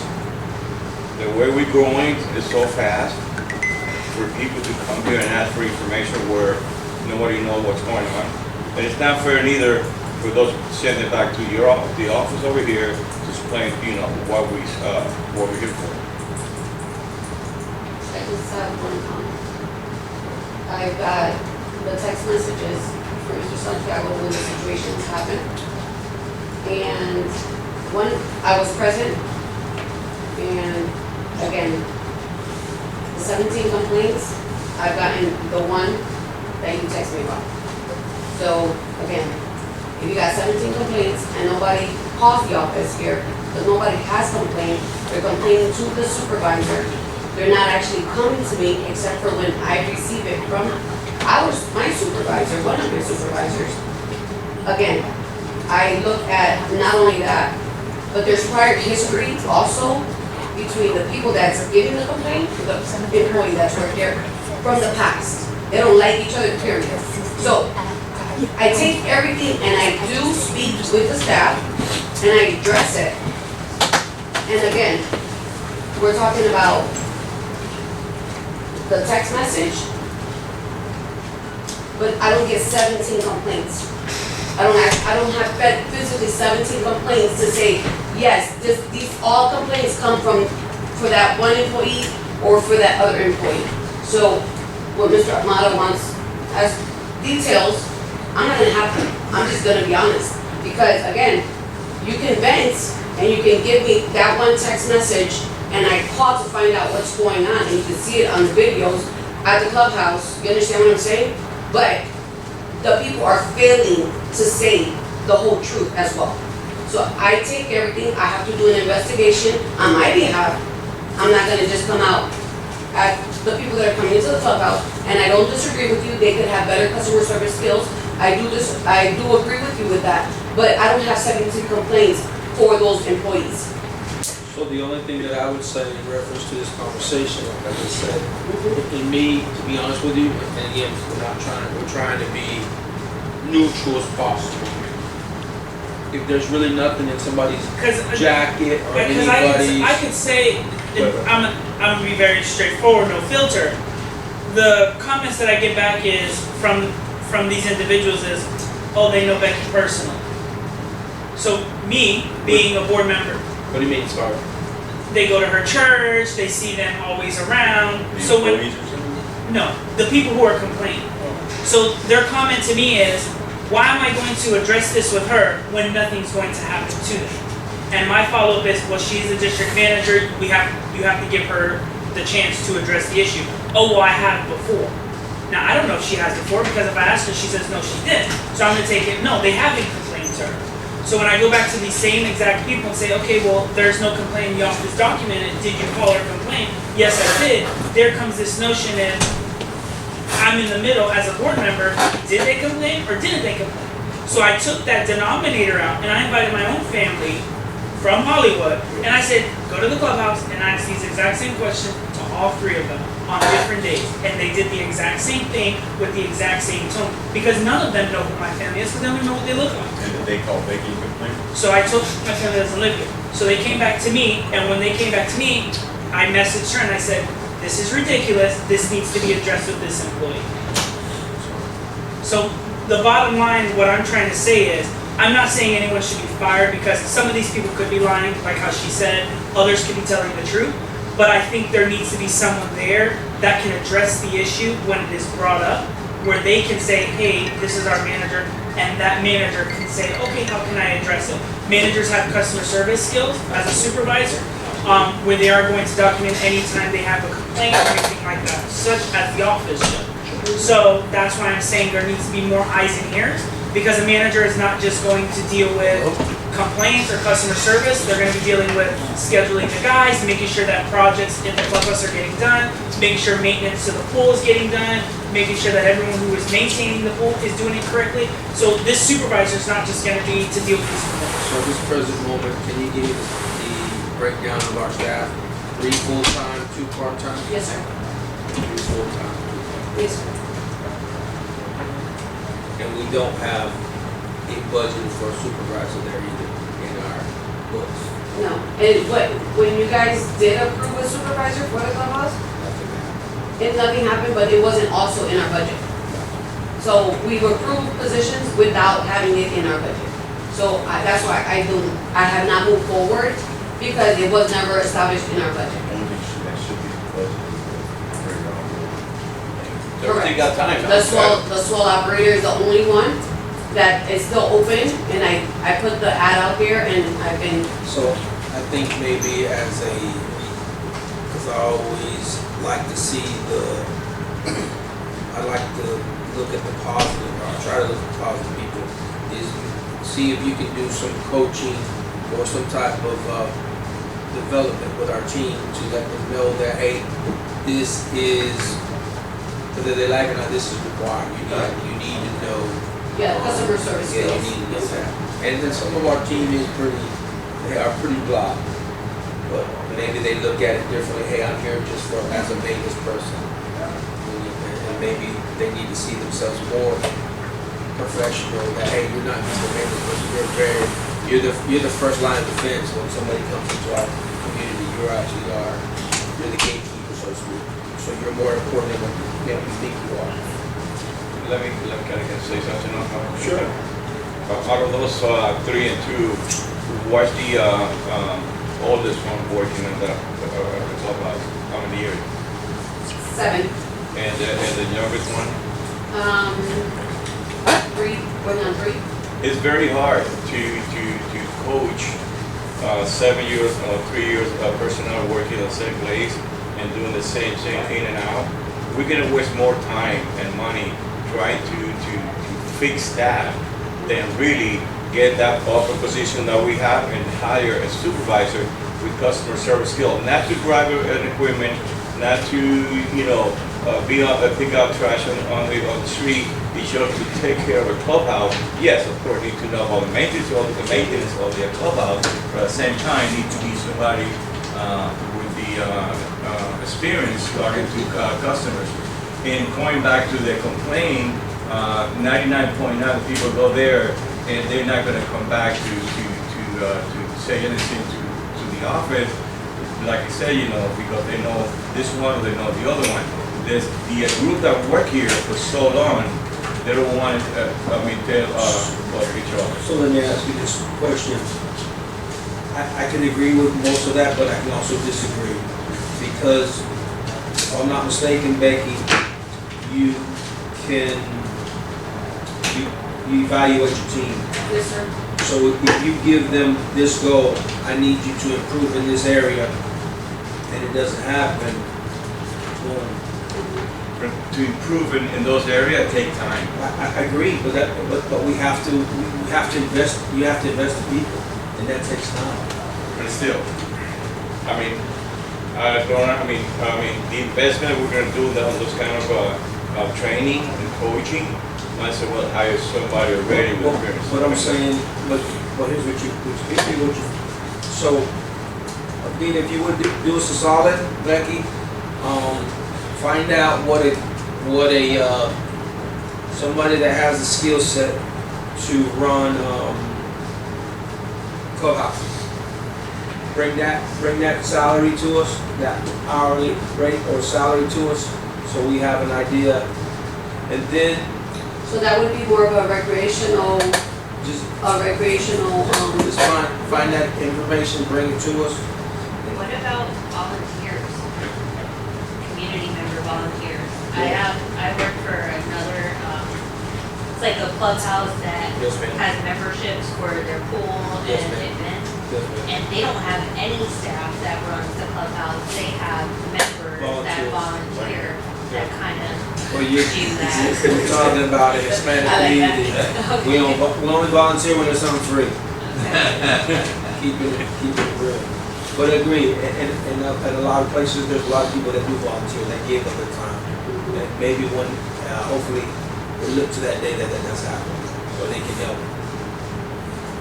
But, so let's see what we can do. If these things come up, we still wanna look at their files, but if there's things that come up, we definitely need to address that. And I understand, there's the relationships and all this and that, but I think as we get all these complaints and all these things come into us, we as a board have to make sure we're empowering Becky to do the job. And in the beginning, and you were not my top pick, but you're the district manager, and I want to make sure we empower you to do your job. In the beginning, you said that some employees were not looking at you as a district manager, right? And if we continue to do these things, we have to remember too. So like in your situation, what I would have said is, okay, Becky, here's the person that complained, can you reach out and call me, right? Maybe they don't want to reach out, but I would have been like, Becky, can you call me, right? And we gotta make sure we exhaust those avenues, because that's the only thing we can do. That's the only thing we can fix. We can't do nothing else. I mean, if she brings something and wants to add a position and it makes sense, the ROI is there, whatever you want to look at, it makes sense because of the people. We can approve it or deny it, but at the end of the day, the only thing we can fix is. But we should be coaching and mentoring all of our staff. I agree. So what I'm telling you, there's stuff that you don't even have to pay for training. Thank God, our companies invest in us, but there's a lot of stuff on LinkedIn that you can do professional improvement. There's a lot of stuff that you can do just online. There's a lot of free things that we can help our team to get back. Let me ask you this, out of those 5 people, any have that courage to step up to that plate, to be that person? There's one, but the person doesn't want to There you go. because they're getting ready to retire. There you go. So, again, no matter how much effort we put into the team that we have in place here, it's very hard to get to that level where we need to happen yesterday, not tomorrow. So, because you're fairly new to Henry County, 5 years. fairly new to Henry County. When it comes to specialties, you're not getting, they're not knocking down the door, right? And you're not gonna pay a headhunter to find that position. You're gonna find people with some, but you're not gonna find all those boxes. I agree with you, but at the same time, we need to make sure when we get it, when we do the hiring, to pick out the right person. Look at Becky, she been here 7 years. Yes, sir. Okay? Look at Kenya over there. Yes, sir. So, we need to look into that. But we gave her opportunities. We gave them. No, I understand, we give the opportunity, but We give them opportunities. Because when Becky first got here, she didn't have all the certifications that she has now. but she's hungry for that. You know what I'm saying? That's what I'm saying. I believe you train from within. But again, if they haven't stepped up to the plate in 7 years or 5 years, guess what? I don't see that. And I'm very proactive. I can do I'm that. not reactive. I can do We need to fix it now, because if we want to be out of the special district in 3 or 5 years, like I always been saying, okay, we need to have the right personnel in place. Okay? And more people are moving into the community. We maybe we can hire me put that out. We need to spread that. It's just one. I'm with you. No, okay. That's it for me. Well, thank you. Anything else for you? No? Thank you for that. Sounds good. You got the floor? I've got a couple things. Becky, in reference to the couple that came, Yes, sir. she gave me a text the other night. Her name is Ada. But anyway, Yes. she lives off 385 South Fonda. In reference to some of her text messages that she sent me, and I did go by there, actually that evening after work, I did go by there. And I think you did as well. Where do I find that here? June 10th of 2024, sir. Look at your 2024. I don't have a You 2024. should have three, there's three. You have three. You Let's have- see one. Kenya, they didn't get the, Everybody should have gotten through. all three packages you should have. Unless I gave you my two. No, I don't have three. See, You got three, right? pages. 2024. 2024, and go into, Go ahead. in June 10th, 2024. June 10th. Yes, sir. Thank you, Kenya. I passed them along. I thought I would just take one and pass them along. June 10th, 2024. Yes, sir. Okay, now explain to me what happened. She, she called us, that day, road does not, reach their property, and the road has holes. Okay. So, This was on June 2024, okay? yes, sir, I sent one of my employees to go look at the road at that present time, that same day. I told him that we would go out there. Yes, ma'am. He went, I gave him a few properties to go, roads to look at. Okay. He went, to check the road on 6/10/2024. This is his paperwork from that day Okay. for the staff. Cool. This is daily sheet.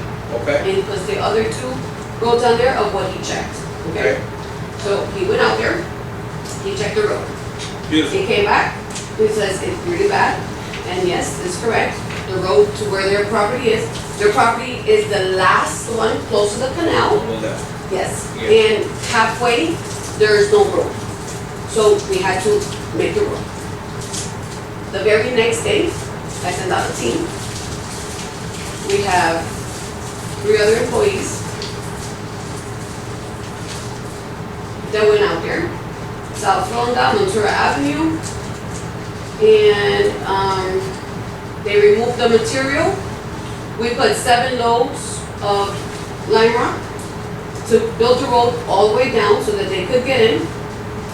And they graded the front part and then they rolled it out. All on June 11, 2024. Beautiful. Okay, so. I have not had any other call. So, She gave me a call the other day, Yes, sir. and I reached out to Was that the same lady that emailed us last week? No. So she asked me, she says, hey, we've complained a few times and nothing's been done, and this is why I wanted this, and this is why I try to help implement this for this reason. Yes, sir. So when I do speak to her, I will say, hey, the team did jot down your information. So she would have seen this happen, right? She would have seen this and experienced this. Well, But now there's another situation there, right?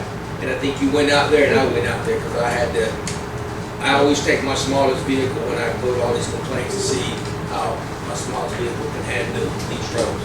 So it is, the front is, it looks like you're riding on crystals, you're about to get a flat tire. Because the shell rock, the DOT feel is so good. yes. That Yes. first quarter of That that first road. quarter is that, yes it is, horrible. yes. I went out there, when I spoke to you, I went out there, and there's several potholes. It's a brand new construction, they're not done, and it's, yes sir. No, go ahead. No, go ahead. Sorry, no. So what happens is that this is what's happening in our community right now. We have a lot of new houses that are being built on these dirt roads. And a lot of these heavy equipment, these heavy trucks that are bringing in the material. If the road is already a little messed up, by the time they're done, it's destroyed. And then, yes, I do agree, her road is bad, but the material that was used in the front end, that was already there, yes, it's bad. So, but that house doesn't have a CO. No. Because before the county gives a CO, they're gonna ask us to go down that road, check that swell and everything before they get that CO, correct? That's That is still in correct, place. Okay. yes. All right. Yes. So if you would, reach out to this lady and this couple and just give them this information that Sure. on June 10th, we did receive your call, we did log it. On June 11th, this happened. So this new request, if you would have called the office again, we would have marked it down and we would have went out there. But I want to document everything that we're Yes, sir. doing. So when these complaints come in, I don't want them just, saying, oh, just throwing it away and you Yes, guys are not listening to us. Because then people make things on Facebook. I don't have Facebook, I don't even listen to Facebook. Again, I know, and I think Mr. Cortez sees all that we have to do with a little bit, so it's hard to figure out what we're gonna tackle. But one good thing that I can say as a board member, this fiscal year, thank God, and it has to do with Becky and the team, the board as well, give everybody credit, is the Woodlands area has not flooded yet, and we've had some monsoons. So kudos to the team, whatever we're doing, kudos to the team, and because that has been a problematic area since I've lived here. I built in 04, 05, and it's been a problem, so kudos to the team, I think we're doing a good job. So please reach out to her on this. My other question is, thank you for this, please do it on a monthly, I'll be happy on a monthly. Grant reimbursement, have we received any grant reimbursements yet? No, sir, not yet. And I got a better understanding from our team from Avid. They've given us the okay for the construction on the culverts. It's not like, I gave her the first half, like I told you guys, I did turn in the first culverts that we've done from the last 2 years. We've gotten the inspection done for them to come out. And according to the way Ms. Krista explained it, was that when we've submitted this part in, they've entered it into the system, but because they've had changes also in Tallahassee, ours is not a FEMA grant, so we don't have to worry about all the FEMA red tags and tapes that we have to cut through. But we still, until most of all the construction is done, is when we start releasing it little by little. That's the way they explained it to me. Now, with the engineering part, with Culpeper and Serpent is different, because that is the scope of work and the initial part, which is part also. And what we're paying Culpeper and Serpent, I can turn it around as long as, once they cash the check, I have to make a copy, send it to them, then they can start pushing it through, so we can start getting that reimbursement back from the engineering part. Yes, sir. that's about it. So please, make sure we get with this so we can tell her that we've been on it. Yes. Give her all the information that we did, and then how we plan to address these comments, her concerns right now, which I went down the road with her. And as far as other people, you know, I think we're doing good with what we have. I wish we had more funding. I think we can tackle more stuff. Appreciate the pictures, that helps tremendously. Kenya, thank you for rolling that out. Thank you for the team. You can see our money being put to work, so that's a good thing. And there's a lot to be done. So yeah, but I definitely address these comments and concerns. That's all I have. Meeting is adjourned.